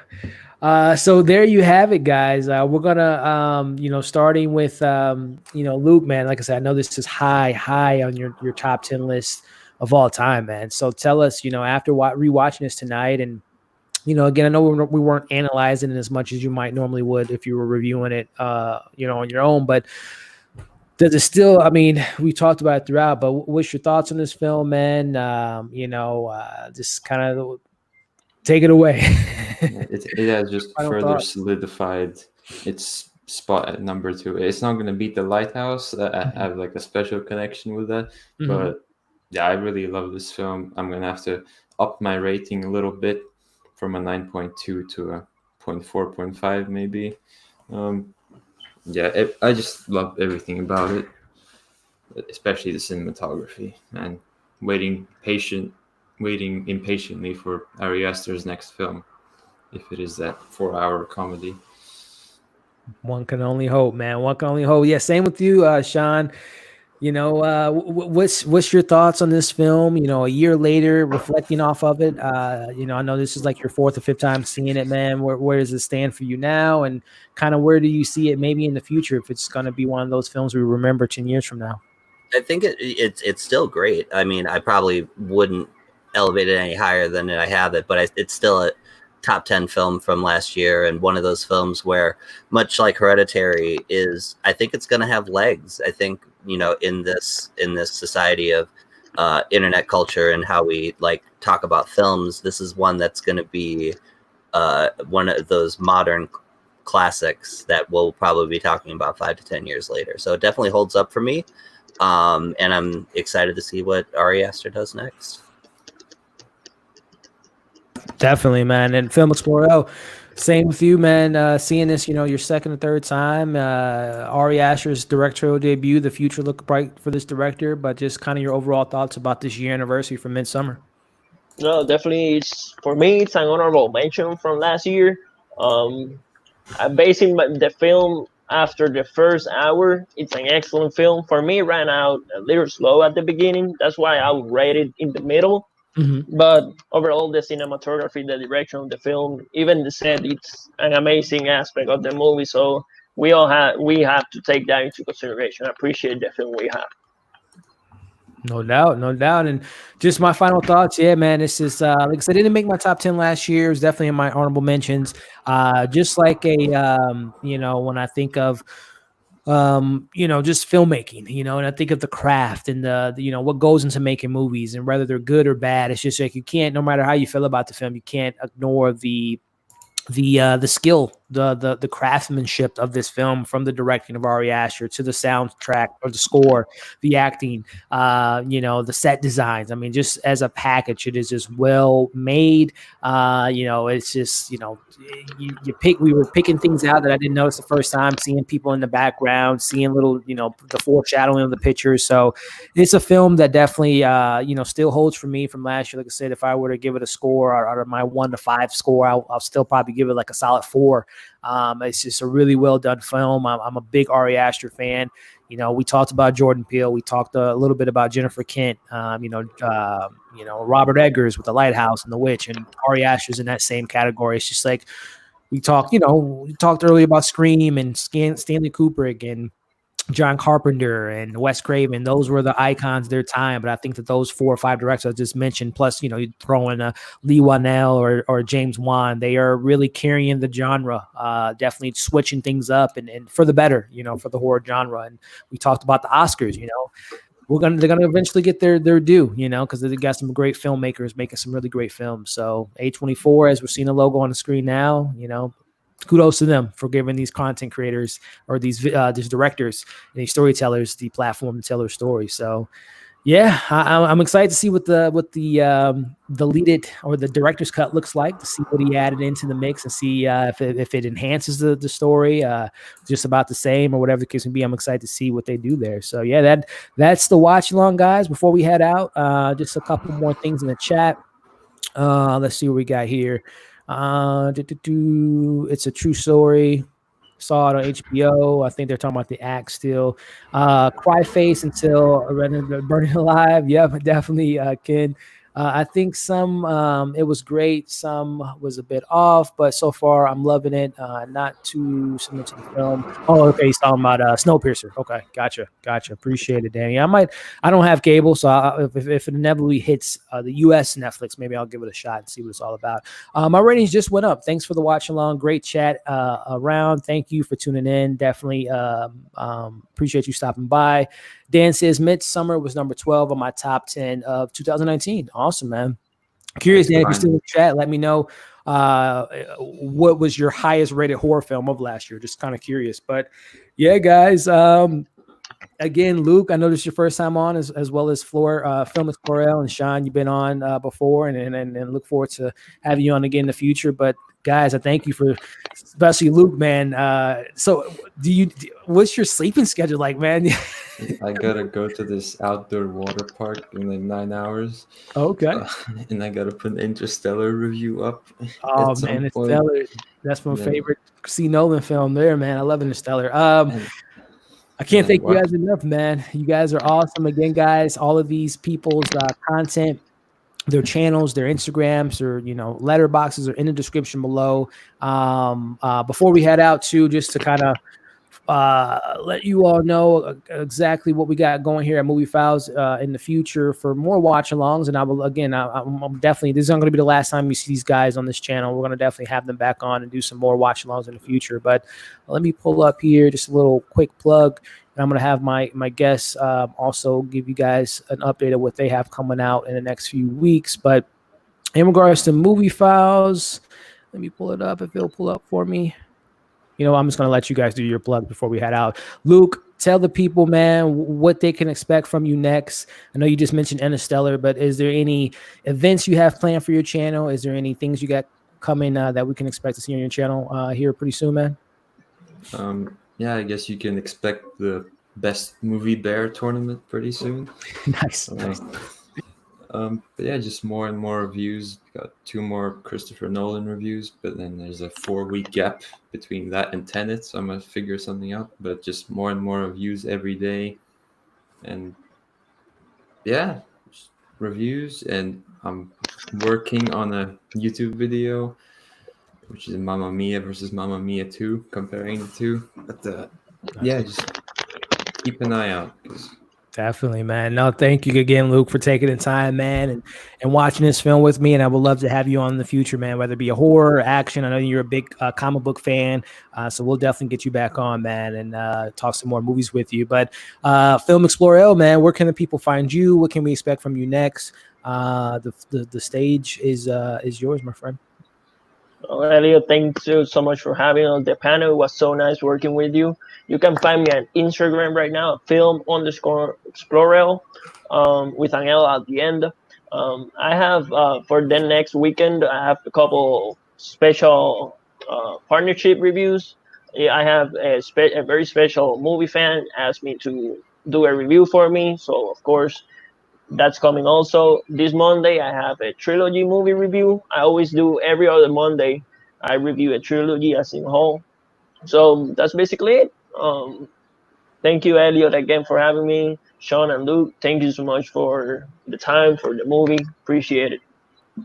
No doubt, man. Definitely check out Film Explorer's trilogy. He has a lot of great takes on films, and I'm looking forward to that next event for you, man. And then, yeah, Sean, man, what can we expect from the next tournament or the next Instagram stories on debates and battles and all that stuff, man? What can we expect from you next, my friend? Yeah, so right now I'm putting together and finalizing the list for the A24 tournament that's going to be starting next week on my Instagram stories. So make sure to follow me at Moviebirb to be a part of it and see what one of the great A24 films comes on top. So that's going to be starting this coming Monday. Awesome, man. I can't wait to see what ends up on top and see who's that winner. Because I have my number one A24 film, but I'm wondering where it's going to land on the list there. So as far as movie files go, again, we got all of the movie reviews. Juan The Grudge. I got that coming tomorrow. And then as far as, future watch alongs, or it won't be a watch along, but again, I've been mentioning a couple times on this stream and throughout the last few weeks, I got a dark discussion with some great content creators that are on Instagram and have their own YouTube channels. We're going to be talking about dark come this Sunday, 5 p.m. Central Time, to talk about the series. It's a great show. I can't recommend it enough. And that is coming up pretty soon. So I have until Sunday to watch the whole thing. Okay. Yeah, binging that is a bit of a task, but one that is welcome, man. It's this Sunday, so 2 days. 2 days to watch Saturday. 30 plus episodes of just mind blowing insanity, my friend. Never mind. Well, we got that coming up on Sunday, and then what else do we have coming up next week? Where is it here on my list of things? Next week, we got to watch along for Spider-Man Far From Home, which is also celebrating its 1 year anniversary. All things Spider-Man, MCU, the future of MCU, the future of Spider-Man, and the Spider-Verse, and all the non-Spider-Man movies like Venom and Morbius and Silver and Black. We're going to be talking about that next week. And then another film, which is crazy, celebrating its 10-year anniversary, which was supposed to come out in theaters, but we're going to see what comes of that in the month. But we'll be doing another watch along for Interstellar. You brought up Interstellar earlier. Inception, Christopher Nolan's Inception, which is celebrating its 10-year anniversary. We'll be doing a watch along for that. So hopefully you guys can tune in for that. Join the chat, join the conversation, and have some good times there. So before we head out, I think there's a couple more little comments here. Let's see. Before we head, we talked about that. Sorry, I had to bow out for a bit. Yeah, that's the one, guys. True story. I think we already saw these. Where was I at here? My ratings went up. We saw that one there. Midsommar was number 12. My highest rating was Us. Yeah, that was a great film from last year. Maybe we'll do a watch along for that one day. Or The Platform. That was a good film too on Netflix. Really good film. I haven't seen that one yet. Yeah, that was a really good film. Us was number 9 and Platform was 7. Okay, awesome, Dan. Yeah, Platform was great. Yeah, like Sean said, yeah, it was a great film. Thanks for the watch along. No, thank you for tuning in. And last thing, Dan says, have to check out everyone. Great stream. Try to join in a bit later next time. No worries, Dan. We appreciate you supporting all of our thoughts on this movie and tuning in tonight. But again, Luke, let me make sure I got you there, Luke. Let me see if I can do it. Luke, and then we got Film Explorer L right there, and then my boy Sean. This is so weak. I can't do it.